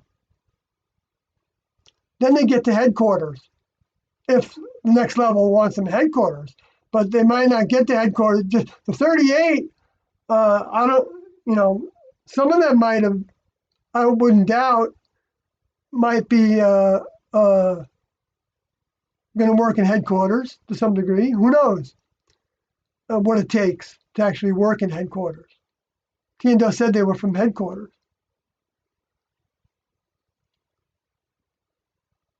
They didn't say where that was, but Doe did say he was attracted to the constellation Orion whenever he would think about where in the heavens he was most attracted to. Which I know people say that the Greys came from Sirius, the dog star, and Tiendo Doe talked about the dog star, and maybe even T was in her vehicle at the time. As he had we paid attention to that material a little bit. He didn't give an opinion about whether that was the next level or not. It didn't, not that I remember, but he didn't. He wasn't giving his opinion on every little thing that happened that he brought to us. Like he gave us the Strong's Concordance and the Bible versions, and he didn't tell us. Well, what he and T always said was we could trust what was said by Jesus' words in the New Testament, and that's it. Not Paul. In fact, what they wrote in the Heaven's Gate book, Stan Modi wrote, that pointed out that Paul was the biggest star of the Antichrist.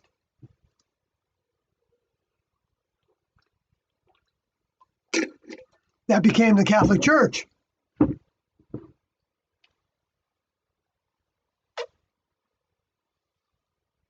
And its offspring, all the sects of the Christian religion.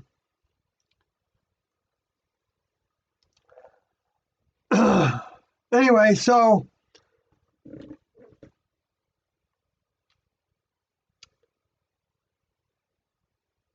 okay, so I wanted to go to this other spot though before I don't know if I want to go any further than that.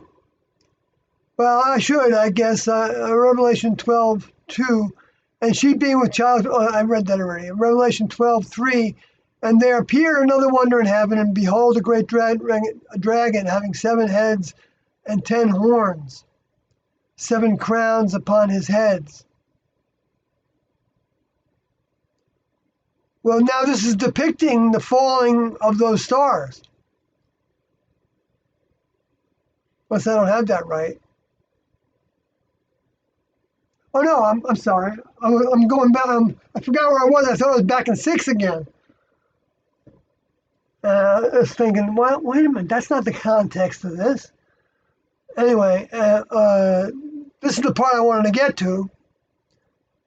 Revelation 12:3, and there appeared another wonder in heaven, and behold, a great red dragon, having 7 heads and 10 horns, and 7 crowns upon his heads. So that's the second depiction of the stars falling from heaven. Because it says then in the next verse,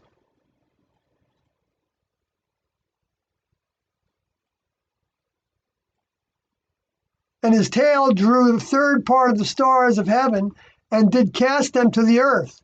And the dragon stood before the woman, which was ready to be delivered, for to devour her child as soon as it was born. Now, these prophecies, what I've learned from doing, trying to translate them for a lot of years, is that they have multiple applications and multiple time periods when they have multiple applications.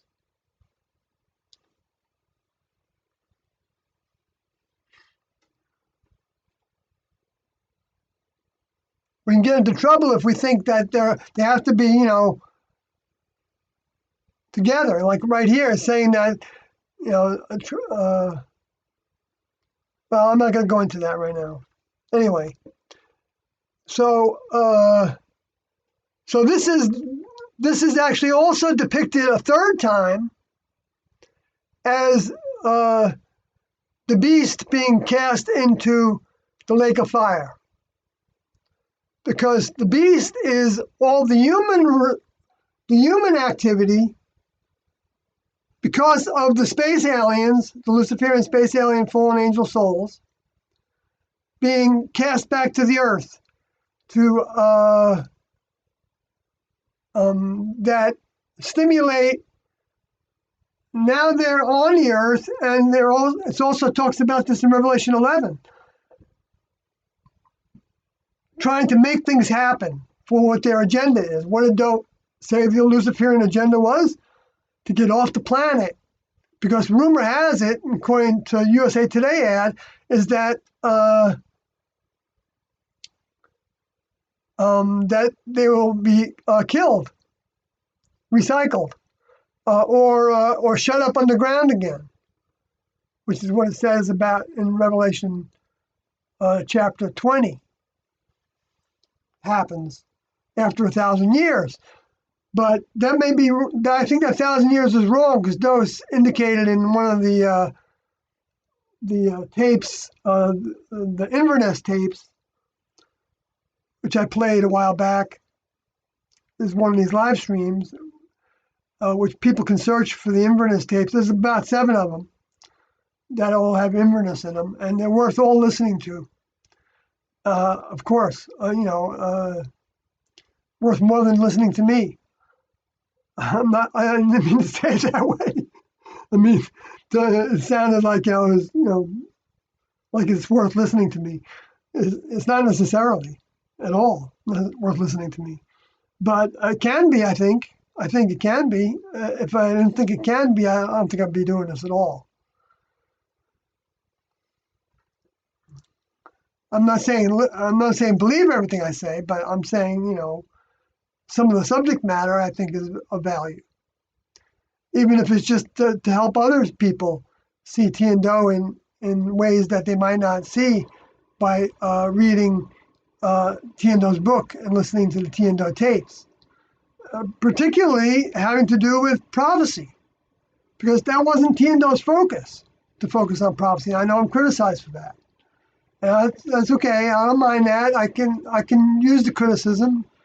I think be specific, though. If I'm saying something that is different than what Tian-Do are teaching, in principle, and in you can't just say. I'm not going to accept that because Do didn't use the word a dragon. I don't know if he did or not. That I can't refer to. He did refer to the book of Revelation, chapter 12 and 11, and Armageddon, so it's chapter 16. So therefore, maybe all those chapters are okay then for me to pay attention. I'm being a little sarcastic now. I shouldn't be, but it's that evil that would try to keep me down from talking about everything that's potential, since he did say in the UFO Missionaries Extraordinary book that that all the events in the book of Revelation would come to pass. So I'm deciphering those, trying to take them away, remove the mystery associated with them. They said that that mystery would be removed after they left. In Revelation chapter 10, would be during the 7th trumpet sounding. And that happens after they ascend into the heavens again in Revelation 11. So now, Revelation, according to Doe in one of the Inverness tapes, John got some of it wrong, and I'm thinking that the 1,000 years might be wrong because Doe seemed to think I gotta go. Keep meaning to go back to look for that and through the transcripts, and I'm gonna look for that. I gotta write notes here. Look for Inverness Doe 1,000 years. Well, what I remember from it was that he thought it applied to a previous times. Might have been the last 1,000 years. I'm not sure exactly. Which then that makes more sense. Oh no, I guess refers to when he was shut up before. That I guess he was shut up for 1,000 years. Maybe he when he was let go after. Obviously, he was let go after Jesus left because that's who showed himself to Paul and said, "I was Jesus." You wouldn't have any discarnates able to do that. I don't think the next level would have. Well, the next level could have allowed discarnates to do it. So, but I doubt it. I doubt it. It makes sense that. Well, that's when the Antichrist showed up. So that would lend, according to Doe, and so that would be the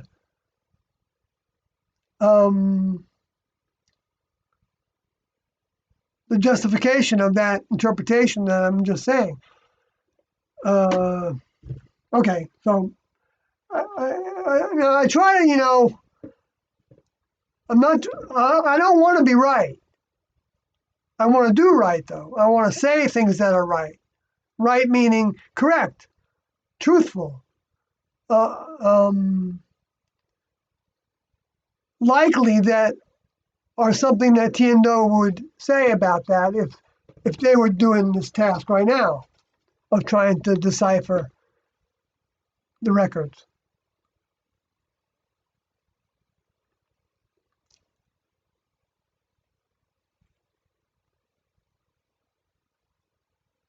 So then the next verse is Revelation 12:4, and his tail drew the third part of the stars of heaven. Did I read that already? I think I did. Right, I did. I got to just go to this few more here. In Revelation 12:5 says, and she brought forth a man-child who was to rule all nations with a rod of iron, and her child was caught up to God and to his throne. So in other words, the child was born to the throne, caught up to the throne. Caught away means, in other words, they were caught just the same way that we all can be caught by the next level, by the truth, and by having a task to do that we can proceed on to the degree that we choose to proceed on it, of standing up for Tiendo and taking whatever flack we get. Of course, standing up for them doesn't necessarily mean telling everybody about them, because it's good to be careful. And so also too much to tell somebody something sometimes if they're not asking.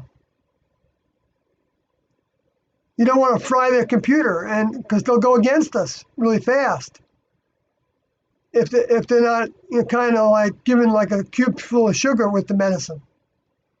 Because this is medicine. Tiendo talked about lessons as medicine, and it's a lesson to accept Tiendo, a big lesson, a very difficult lesson to embrace, unless the next level helps us. And if somebody's not asking in some way, shape, or form, secular way, scientific way, whatever ways there are, I don't know what ways there can be, asking for the highest source in the universe to help them with something. If they're projecting that wanting for help and into the heavens, then I think the next level can pick up on that on the computer systems. Noah said, talked about that. A little light goes on, a little brighter on their console.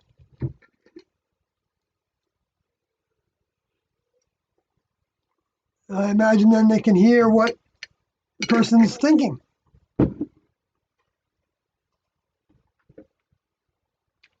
Otherwise, they don't invade people's thoughts. According to Tian Do, they didn't invade our thoughts, they said. They didn't try to second guess what we were saying. When we would say, you know, describing a circumstance, they would pay attention to the description of that circumstance. And if we didn't get specific enough, they would, which was frequent, because people wanted to ask questions sometimes that were trying to, justify themselves in some way in a problem they had with their partner or something like that, or a crew member. And so Tian Do would say, they wouldn't say that. They wouldn't necessarily maybe think that they were doing that, but they would want to know the answer because it was bothering them. And so they would bring up what happened, and but they would do it in a general way. Like, let's say somebody said this to you, and I brought up some questions that were general. I got called on it a few times. I'm not called on it. They didn't call me down or anything. They didn't say anything to me in inflection or anything that I was doing something wrong. They just said, "What are the details? Tell us more about what actually happened. What did the person actually say?" And then they would try to say what that was, and sometimes the other person that was involved would say something, and so then Tian Do would respond to that. They didn't make assumptions.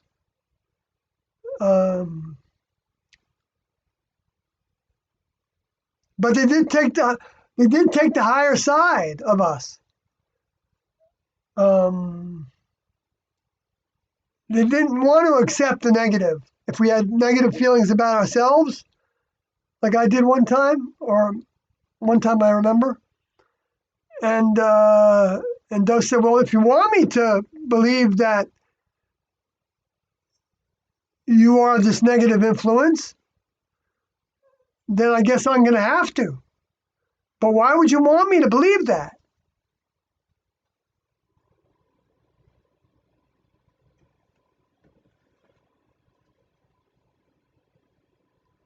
He said that to me in person. That's like saying, like if you're addicted to a substance of some sort and you really don't like it, and so what we say, or an activity of some sort, or whatever it is, in the human kingdom, there's plenty of them, right? Uh, you know, what we get from our career, what we get from having a lot of money, what we get from becoming famous, or what we get from even being hated. You can get something from that, I suspect. Well, I know Tian Do taught that you can even get used to misery and just be satisfied with being miserable. That becomes another kind of addiction to suffering. And I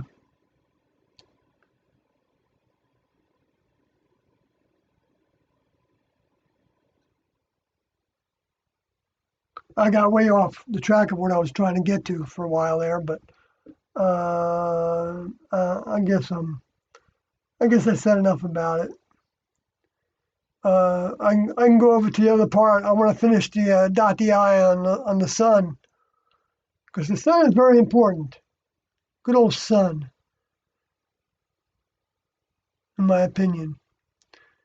The Revelation 16.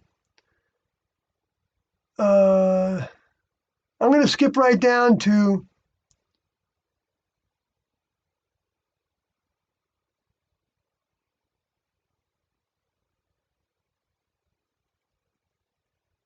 see. I think right now I think we're experiencing some of the Revelation 16 too.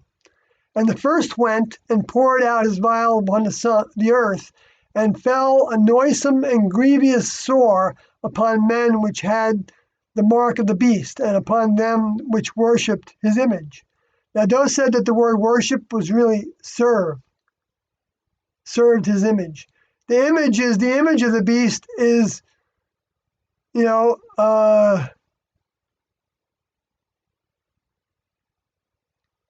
whatever we think we are, whatever we think we've become, whatever we give our allegiance to, is when it's related to the human kingdom, is an image to the beast. Because I think image. Let me look at the Greek word for that.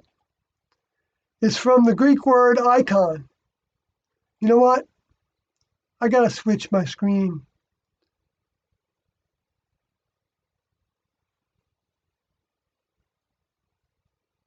Since I'm doing the revelations.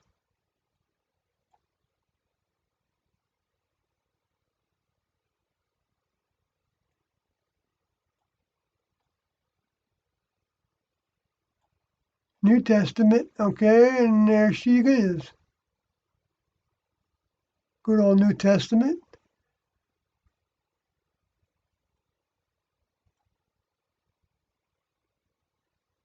I want Revelation 16.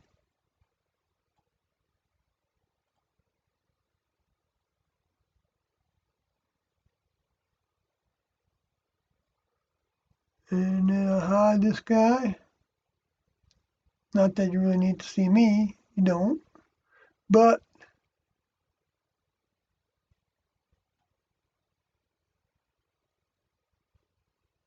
okay, so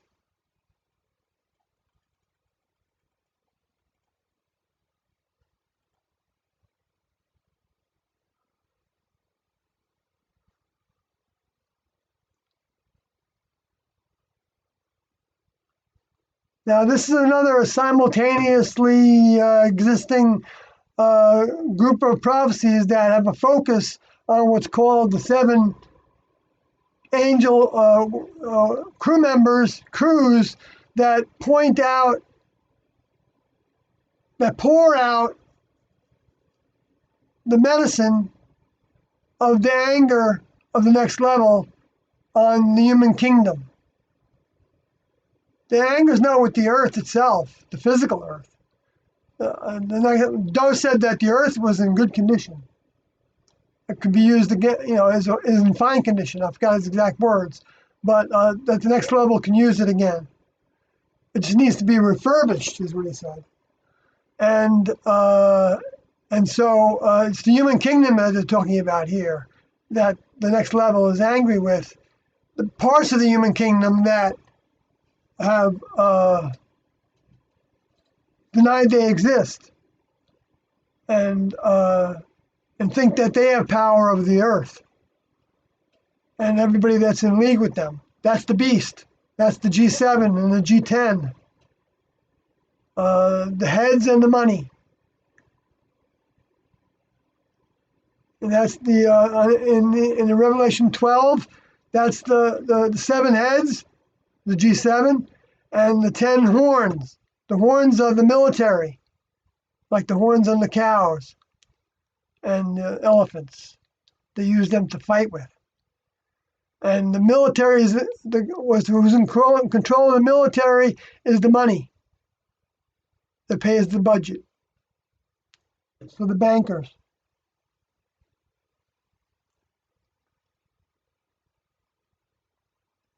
They run the show. The bankers, where were they most focused? In the United States, New York City, right?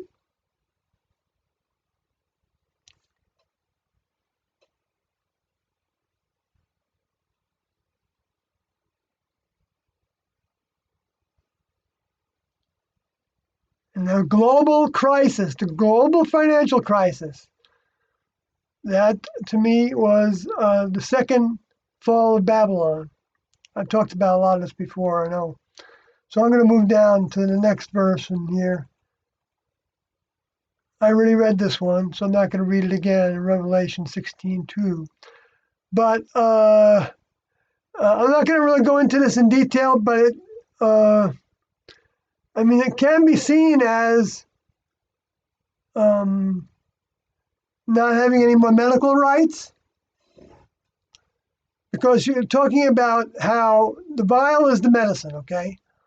Medicine is the word that T and Do used for lessons. And the lessons get harder, they said, the further off track we get. The further, we get away from next level behaviors and ways. The harder the lessons have to be to help us get back on track. And so this is a last ditch effort. That's the context of this. The seven angels pouring out their vials.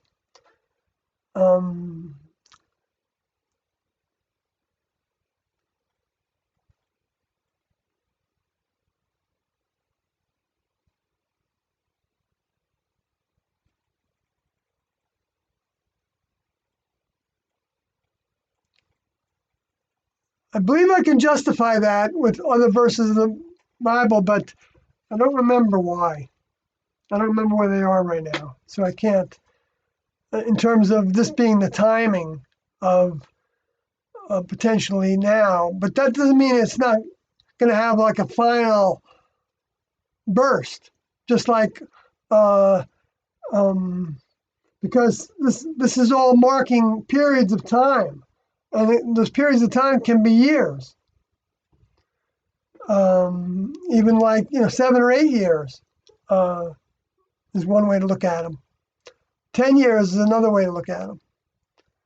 And everything in between, it's like all have their potential, but those stand out as the most pertinent time periods from my analysis of prophecy. Anyway, so this has only happened. These people are only suffering here that haven't given their allegiance to the beast, that they have the mark of the beast.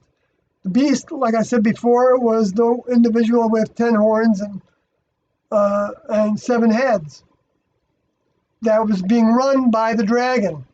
And I guess the 17 individuals, the 7 individuals. 7 individuals are running the 10.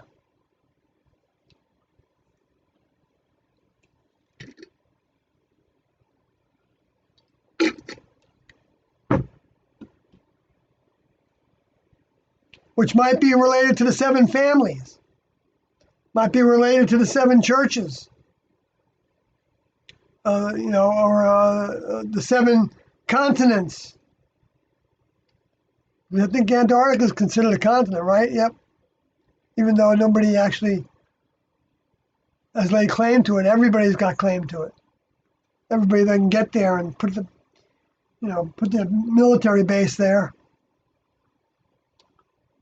or underneath it, in the lake that they found underneath it. Maybe that was the Arctic where they found a lake underneath the ice shelf or something. Or I guess that would have been land. Anyway, like Admiral North, right? We had that book, the book by Admiral North, the Inner Earth. Though didn't say whether it was true or not, that I remember. But I don't think they would have had the book there if it wasn't something to consider. Just it wouldn't be considered verbatim necessarily, because it was interpretation.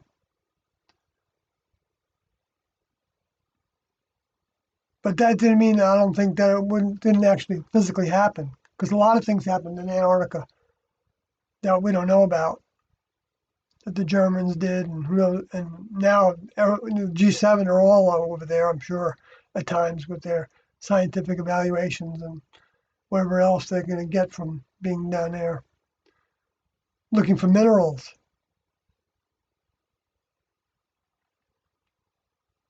Looking for that energy source that would boggle the mind that George Bush talked about, finding in Mars and the moon.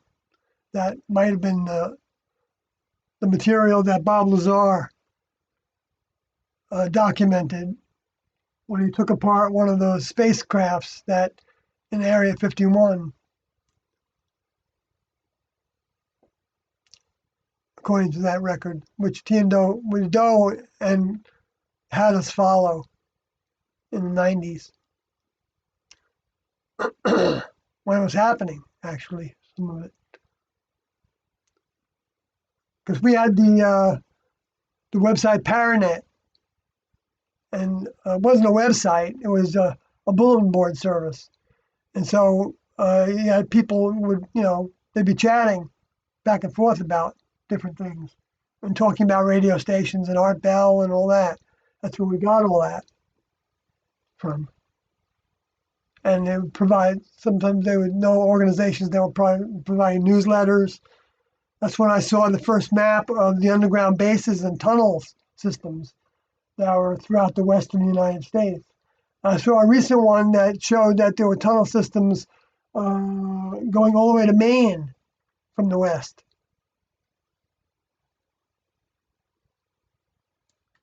Which I don't doubt at all. You got Kenny Bunkport up there. They probably got an underground base over there somewhere. Maybe that's what was happening. That spacecraft that went into the sea there in Shag Harbor. Maybe that was a space alien spacecraft.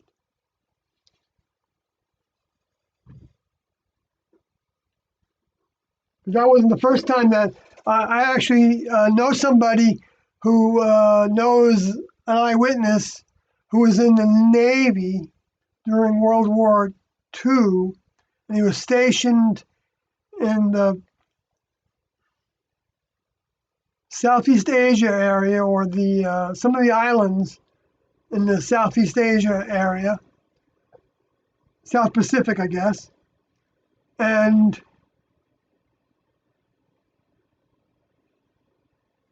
no, I don't know if it was the South Pacific. Well, yeah, where Japan is, right? And we got cut off.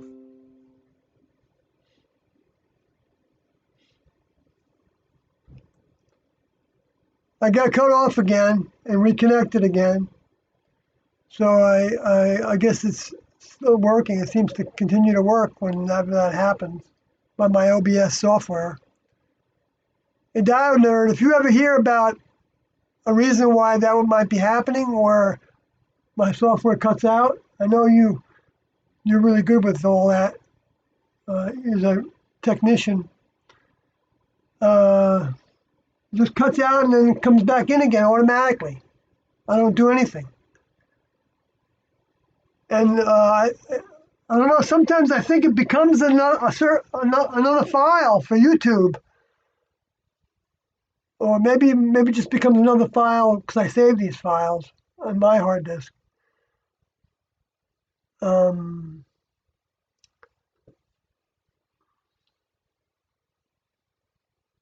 beast here is in Revelation 16:2 is the Therion beast, is a dangerous animal, so it's a mammalian, and they're dangerous because they turn people's eyes away from seeing the next level. So they'd rather have people worship space aliens or worship illusionary gods of cosmic consciousness or universal mind ideas of God, or the Hebrew God or the Christian God, according to being like a fatherly figure, sitting on the clouds, an etheric God, not a physical kingdom of God. They'd rather have you think that reference to kingdom that Jesus made, which comes from the word Bastille, or Bastille in the French, I guess, or maybe that's not exactly French, but actually is referring to the structure. But Christians will tell me that sometimes that they were just referring to the authority, is the authority of God. There's only really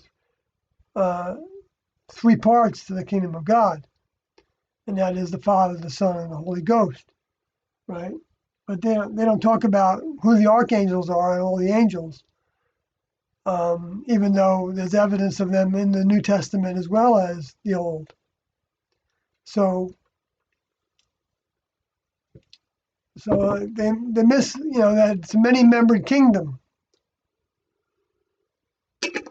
because they, get kind of too locked into each word, and so they don't actually see what those words intend to mean.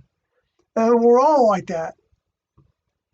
I keep on seeing things in the prophecies that that teach me that there's more to learn about a lot of things in them. Not that I know that they're absolute learning; they're not the same kind of things as what T and Do say at all, necessarily. But they might equate to things T and Do said, and that's the point. They're doing this. Is talking about the things that T and Do put their focus on, and Revelation 12 is one of those things.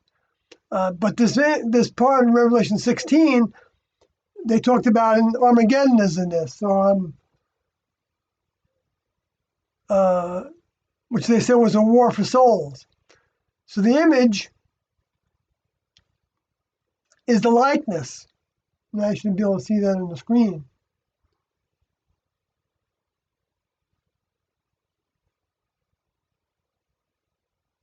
You're a little behind me on my screen on my internet connection, on my YouTube connection.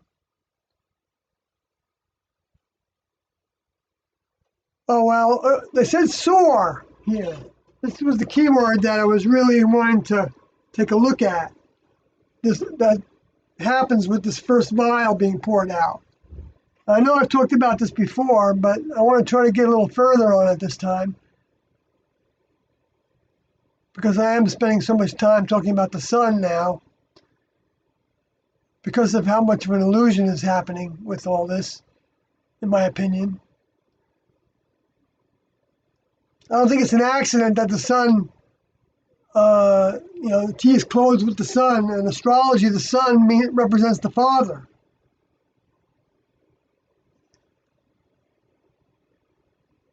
And that the father is Do is the son of the father. I don't think it's an accident that we even say it the same way. And that the word in Greek, I think, is soul, S-O-L. I don't think it's an accident that I learned that solar wind is actually plasma. And Do said in the Inverness tapes that the soul was constructed by, he doesn't pretend to know exactly how a soul is constructed, but he said he compared it to plasma.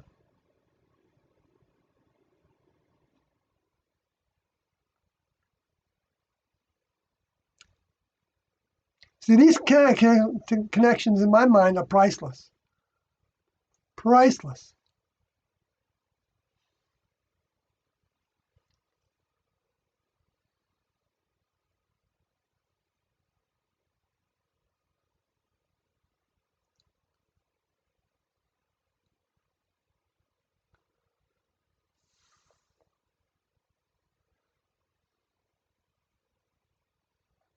So soar and ulcer, as if drawn together, soar.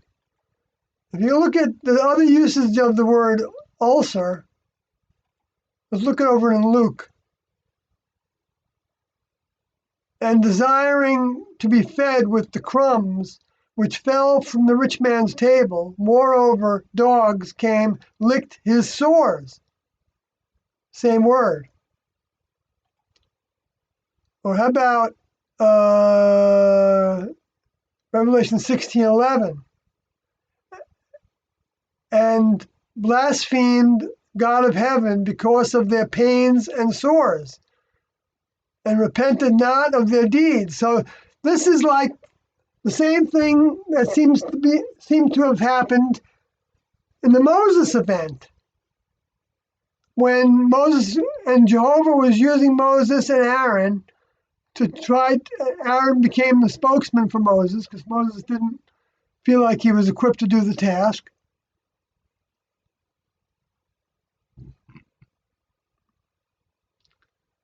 uh, which might have even worked better that Moses didn't feel to do that. I can't help but think that, I don't know, I shouldn't really, but I can imagine that that's possible. Anyway, I hadn't thought of it that way before. Anyway, so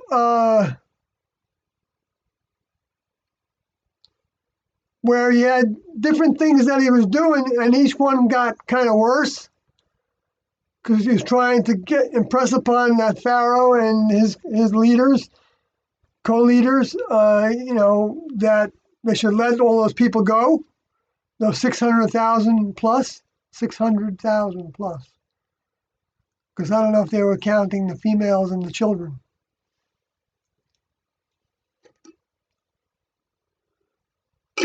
Because it said 600,000 men. I don't know if men was the word for the general human being or not. I have to go back and look at that again sometime, but not right now. But so let me go back to that. That's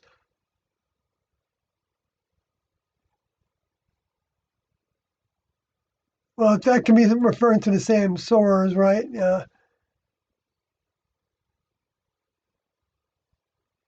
Anyway, so there's only three examples of that exact usage of the word. 669 refers to 668. I mean, 1669 in Strong's Concordance refers to word number 1668, helkos, which means to cause to ulcerate, be ulcerous, full of sores. Okay, so this is pretty clearly talking about a sore on the physical body. It can be a sore in the mind and the body together. And the way it would be a sore on the mind is if they were giving their allegiance to the governments, the G7, as looking to them to solve the global warming problem, instead of asking God to help solve the problem or to help know what to do in the when confronting the problem. Now, God, for people that know about Tiendo, is talking to Tiendo. Because if we try to bypass Tiendo by talking to God when we know about Tiendo already, I'm not saying it matters in our thinking as long as we know that we're talking to Tiendo. Whether we think in terms of being God, I don't think that Tiendo wouldn't care, I don't think, about using their exact names. But the thing is, see, when you use the word God, there's all kinds of influences that will try to take credit or even maybe even attack you if you're not saying things that are related to what they believe God is. So maybe it's just better to, use their name. I think that makes sense because Revelation 14 even talks about that, as the 144,000 have the name of the Father and the Son in their foreheads. That means that we have their names on our mind.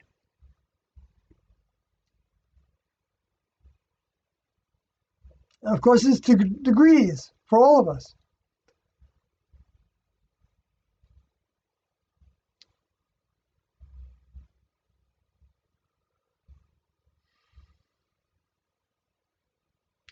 So,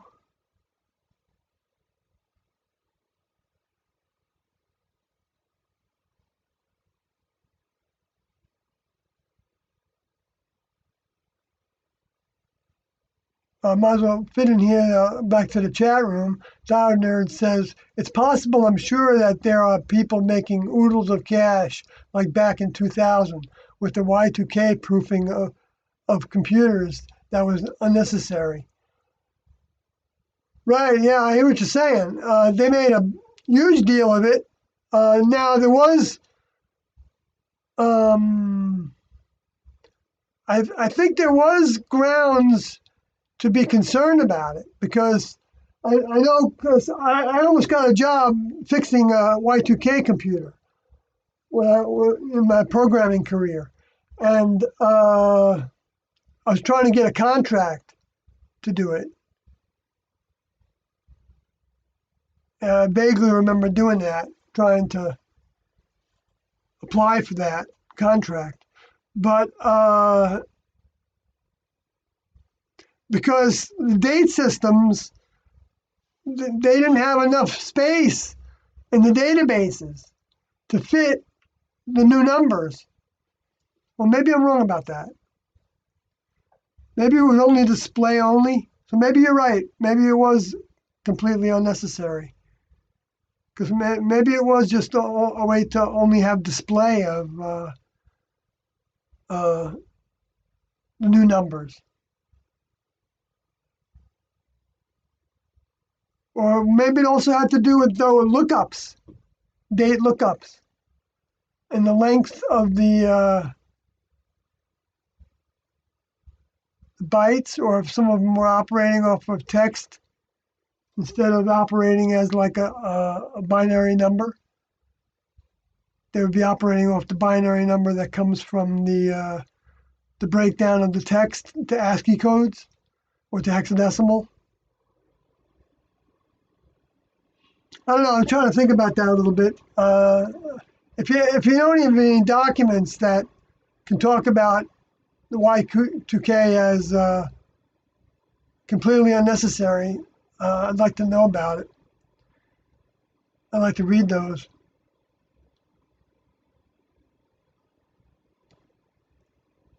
So let's see, where was I? Back on. Oh yeah, okay.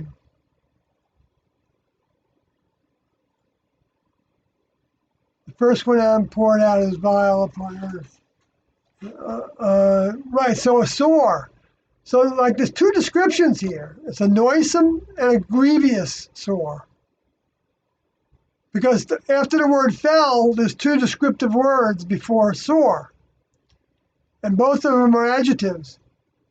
Noisome is from Greek kakos, apparently a primary word, worthless. Worthless.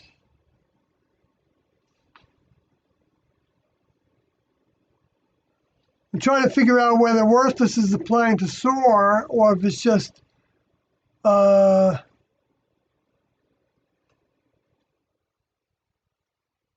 effects. The effects of. Oh, the vile has the effect of. Has the effect of. Oh, okay. The bad effect of. But I found that by trying to apply all of them, I get the best picture. The evil, the harmful, the ill, the noisome, the wicked. Yeah, all those could apply because all those would be characteristics of the lower forces of the planet, and how negativity can cause disease, even in the physical body, which Tiendo taught, and that positivity can actually heal disease. Part of that healing might entail consuming like the transfiguration diet, to go on a fast like that. It is a fast. Anyway, so I'm going to look at grievous now. Oh, got a lot of things about grievous.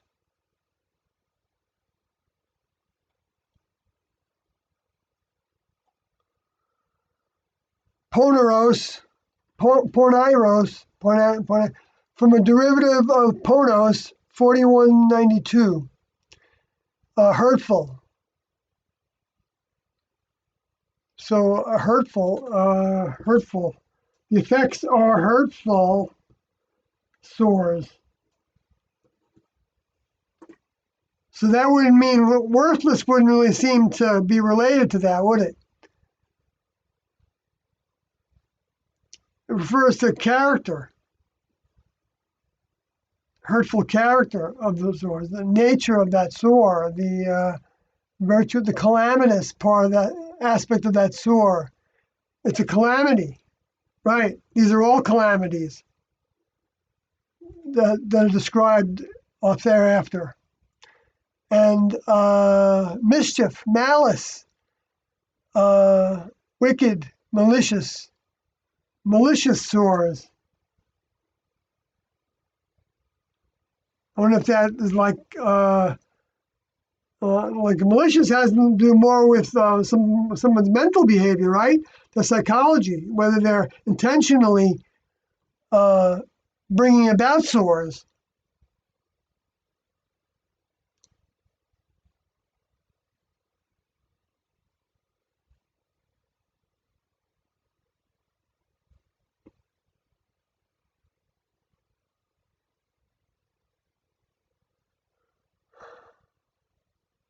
Like disease, derelict, vicious, vacinoris, whatever that is. Mischief, malice, or plural guilt, masculine the devil, or plural sinners. Oh, that's interesting. Plural sinners. Sinners. Affects sinners. Oh, no, so it's actually affecting people. People that are missing the mark. They're not abiding by the teachings from the next level. Not killing one another. Of justifying killing one another. Like the governments do. And call it collateral damage.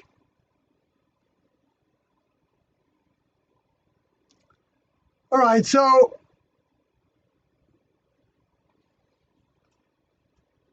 when I first saw that, the mark of the beast also is like an engraving. If you look at the word mark, it's a scratch or an etching from the word charagma, which from the same as charax, 5482, scratch or etching. To sharpen to a point. When I remember reading that, to sharpen to a point. Let's say there's a mental way of looking at that and a physical way. The physical way looks like treating everything with a hypodermic needle. I mean, I was trying to come up with seeing whether this could actually refer to being forced to vaccinate, like it's happening in New York and California for the children in order to go to public school.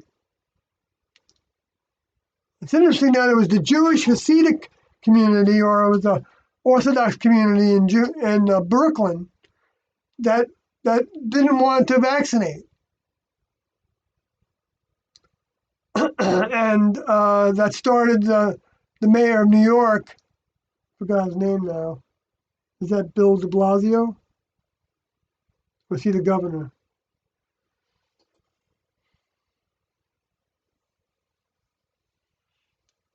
Proposed a penalty in a fine and potentially imprisonment for people that don't receive or let their kids receive all the vaccines in their cocktail. Talk about a cocktail of stuff. All the viruses and the heavy metals and the formaldehyde and all the stuff that's given in those things. Some of them, they don't even need those things, but they put them in there as preservatives so that they can make more money with selling multi-shot vials. So that's the evil behavior, to force that on people. It's one thing to tell them it's an option and give the statistics of how good it's doing in different countries or whatever. Fine, make them safer. Take out the things that don't need to be in there. And just pay more. And then investigate the problems. And get rid of the things that we think we can generate, stimulate the problems. Even if it's a one person.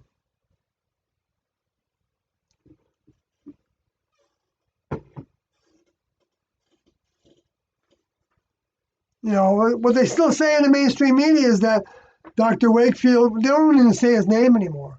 They say a doctor was debunked in England for saying that autism uh, might be being caused by the MMR vaccine because of the sores that he and his colleagues found. His 10 colleagues, by the way, 10 other people in that hospital or in that doctor's practice, in that association, all signed on to when they did biopsies of the sores that were inside the colons of several of the uh, children that had the signs of autism, including digestive problems. They found the MMR vaccine uh, in the biopsy, in those sores. So that means the body was trying to assimilate it and get rid of it. And so when it assimilated it, we get into the blood, and the blood goes all around the whole body. And so wherever it can get through, like the blood-brain barrier, because of the size of the particles, it can jump. It can jump through those. I don't know exactly how that works. Or maybe it's an electrical thing.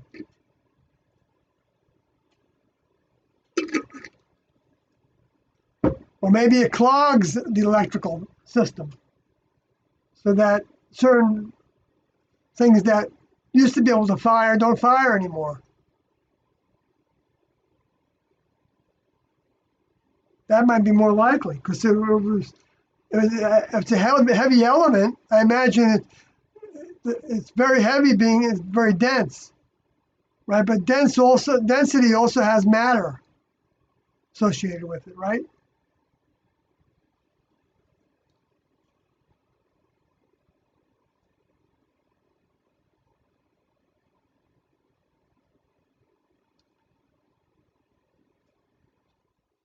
So I'm going to keep on going here. And the second angel poured out his vial upon the sea, and it became the blood of a dead man. And every living soul died in the sea. I was really having a hard time with this one. Like, wow, holy smokes. Now, we already see evidence of problems in the sea. A lot of people won't swim in the Pacific Ocean anymore. They won't eat anything out of the Pacific Ocean, any of the fish, because of the Fukushima. So what if pouring out this vial was like an earthquake or a meteor crash that stimulated an earthquake, or that didn't stimulate an earthquake but stimulated a tsunami that did what it did to the Fukushima plant that caused the radioactive materials to leak out of the plant into the water as they're doing. They're on purpose leaking out a lot of the water. Millions of gallons. Because they can't use that water anymore to cool with, because it doesn't work. And they're still trying to cool those rods that are in the process of melting down to keep them from going into the earth even more and getting into the water system even more.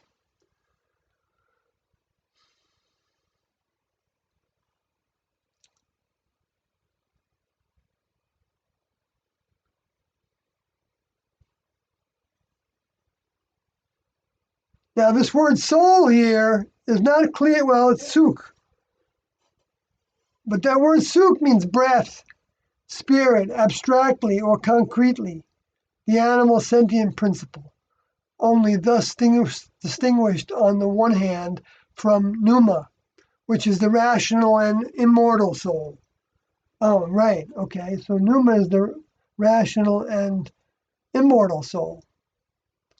And on the other from Zoe, which is mere vitality. So it's not vitality and it's not the immortal soul, even of plants. So they're talking about the spirit,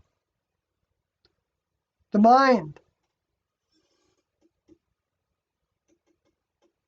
That's what it said right away, right? Spirit, breath. Which I always thought of spirit more as pneuma. It does say that pneuma, it's got the same kind of meaning. So these are two aspects of the same meaning. But pneuma might be more, talking about discarnates. Anyway, they all die in the sea, every living one. Now, a living spirit or soul means that they still have the potential. Well, living, let me see what living means here. To live, literally or figuratively, life, lively. Let me look at what died is.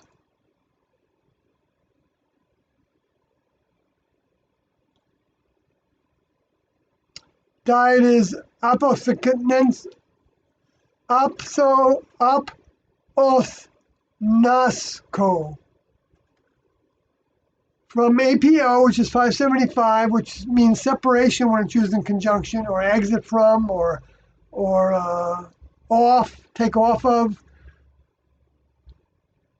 to die off. So it'd be like, cause them to exit.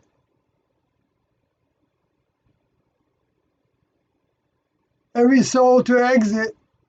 In the sea, in sea is, so this is saying that the next level members will be leaving.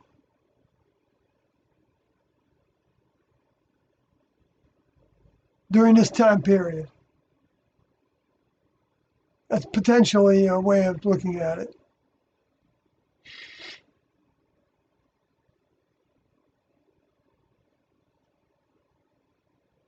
But it also can mean that spirits literally dissolve, but they're not living, though. If they're strictly human spirits, and maybe it was meant to relate to the next.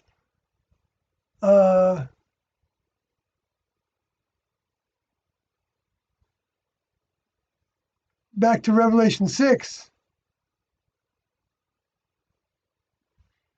where it talks about how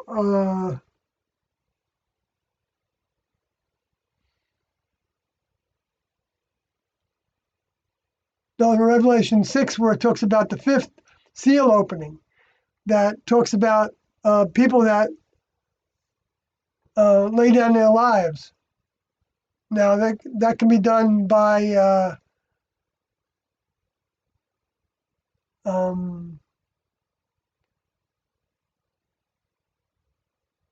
ourselves, or that can be done by standing up for T&O and being hated for it, or standing up for goodness or something and being hated for that. Because the next level are the ones to determine where to put souls that are in whatever grade in school they're in. But some of those will be awarded with a new vehicle. So we'll be on the same, if that's accurate, which it might not be, because it might be one of those inaccurate spots. But if it is accurate, then some of them would get a vehicle, a next level vehicle. Not an adult necessarily next level vehicle, because those said that some of those 38 would need to come back to finish their overcoming. So they don't have fully adult next level vehicles yet.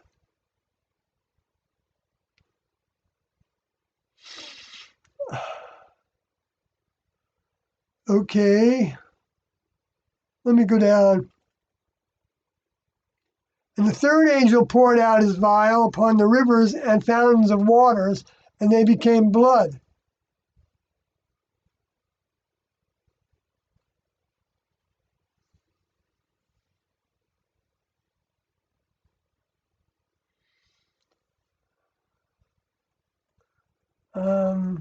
Not getting something here. Oh, one was the sea, and the other one's the rivers and fountains. So the well water, then becomes blood. So, well, we have examples of that. We have, I don't know if you all have followed the story. I mean, there's probably stories in every country on the planet of well water being intoxicated by the chemical industry. The use of manufacturing and using the use of chemicals that weren't treated properly with their disposal. And so get into the water. In Vermont, they just had a few years ago, they had a farmer who was adjacent to a National Guard, Air National Guard base, find PFA, PHC or something, no, PFC or something like that, which ends up being some kind of it's the chemical that's used to make Teflon coatings and make to waterproof, make clothing that's waterproof and things like that. That's some kind of a fluoride bond. And they found that in Bennington, Vermont, even further years back, well, not that far back though, in the wells of over 1,000, I think, people. They ended up testing a lot of wells.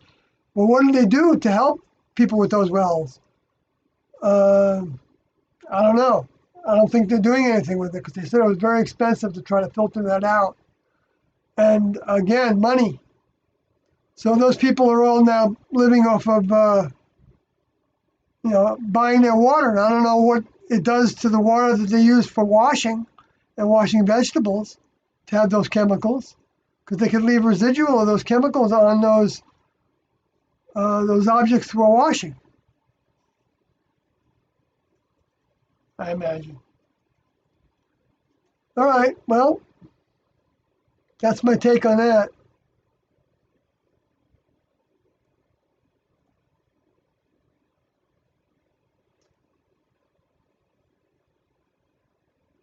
Waters, again, humans, and rivers being specific veins of the human's branches to the human tree, but also can mean the actual literal rivers and the fountains, literal, the idea of gushing plumply, water, blood, enjoyment.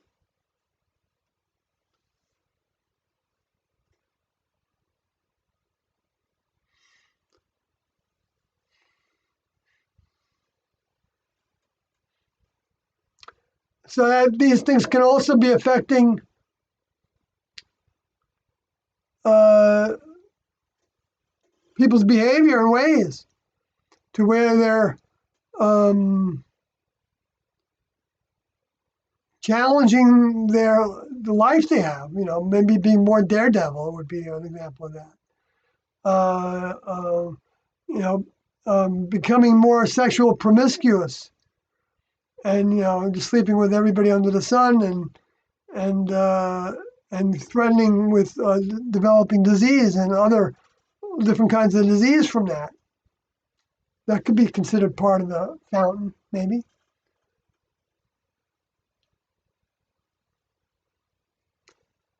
That can lead to bloodshed.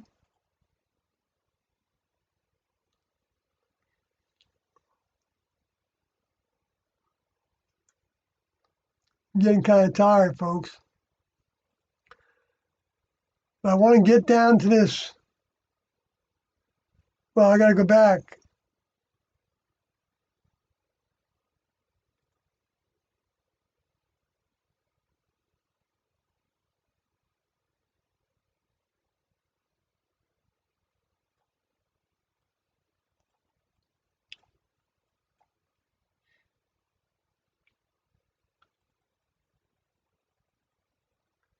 fifth.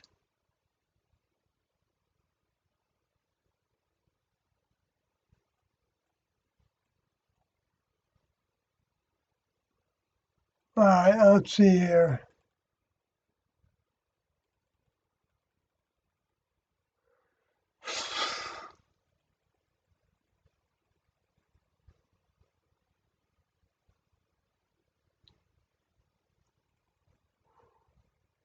And the fourth angel, here it is, the fourth angel pours out his vial upon the sun, and power was given him to scorch men with fire. Finally got to the sun. And I don't think it's an accident that's the fourth angel depicted here, and that's fourth crew member. Not crew member, crew, because one individual doesn't generally do that much in the next level. That from what Tia No taught, they do things in crews. And there's a depiction of them being in crews led by the four living beings, who I think were four of those 38. And each having six wings, which to me means six spacecrafts associated with that squadron. And the Soho, no, the Soho comet. Is that what it was? Soho?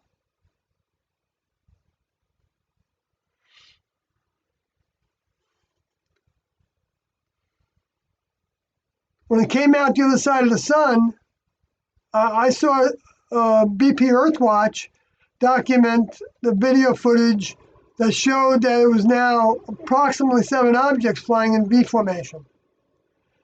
Before the Soho the Soho comet went into the sun, it was deciphered by BP Earthwatch to be consisting of 3 objects that were flying in a V formation. And 2 of the objects were long. I began to think of each of the 3 objects. So 6 headed by 1, which is depicted in Revelation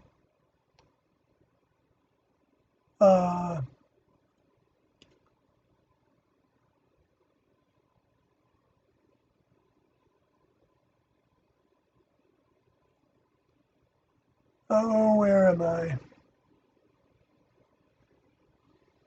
Revelation, let's see, way back, but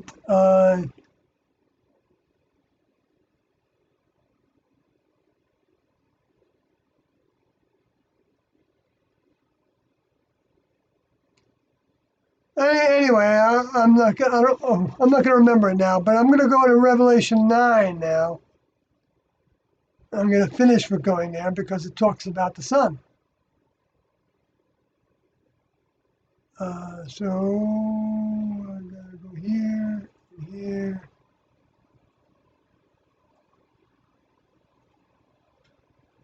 Revelation 9. And I want to go down to the 4th.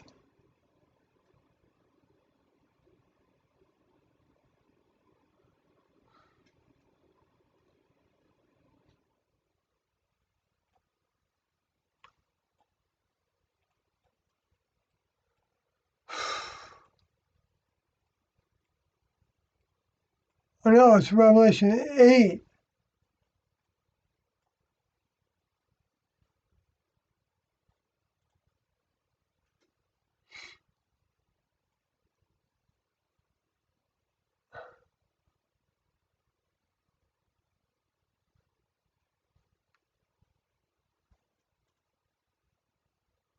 Which correlate with the Revelation 16. That's why I ended up determining that you can see like where the third part of the creatures and the second angel sounded, and there were a great mountain burning with fire cast into the sea, and third part of the sea became blood. Now I wonder if that was Tunguska.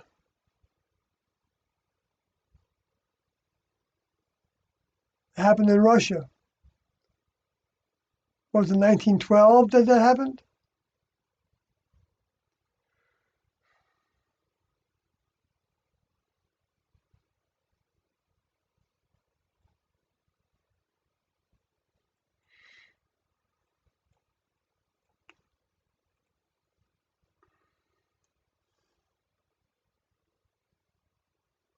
So in the Revelation 8:12, and the fourth angel sounded, and the third part of the sun was smitten, and the third part of the moon, and the third part of the stars, as the third part of them was darkened, and the day shone not for a third part of it, and the night likewise. So that sounds like it's possible. Smitten might mean that the whole thing is filled up with sunspots, like the sackcloth of hair.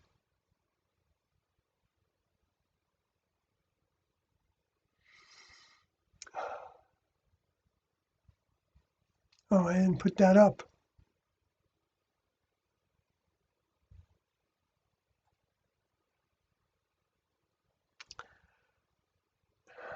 Okay, well, you know what? I think at least I did come circle in some subject matter. So I think I'm going to turn in as I approach the 3 hour mark. Uh, so if there's any questions or comments or anything anybody wants to make still that's listening to this, or in the chat room, let me know. I guess you can't say anything because I don't have a microphone for you. If I started up Blog Talk Radio again, I guess I could do that. So far, I haven't felt to do that.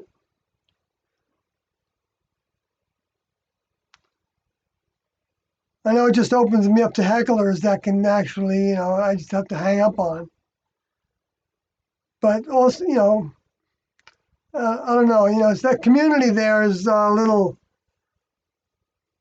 I get a bad vibe from, I've been there for a long time and I haven't really done anything with it in a long time. I don't get any new people interested, so I don't think anyone's searching for Tiendo on there. They would have come up with the name of my account there. And so I would know about it, I would think. Hi, Jeff. Still with me? Good night. Thanks to you as well. Appreciate it. And I appreciate everybody coming in here and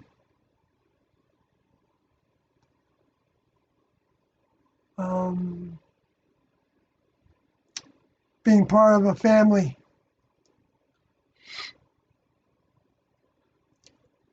Potentially part of a new family. So good night, folks.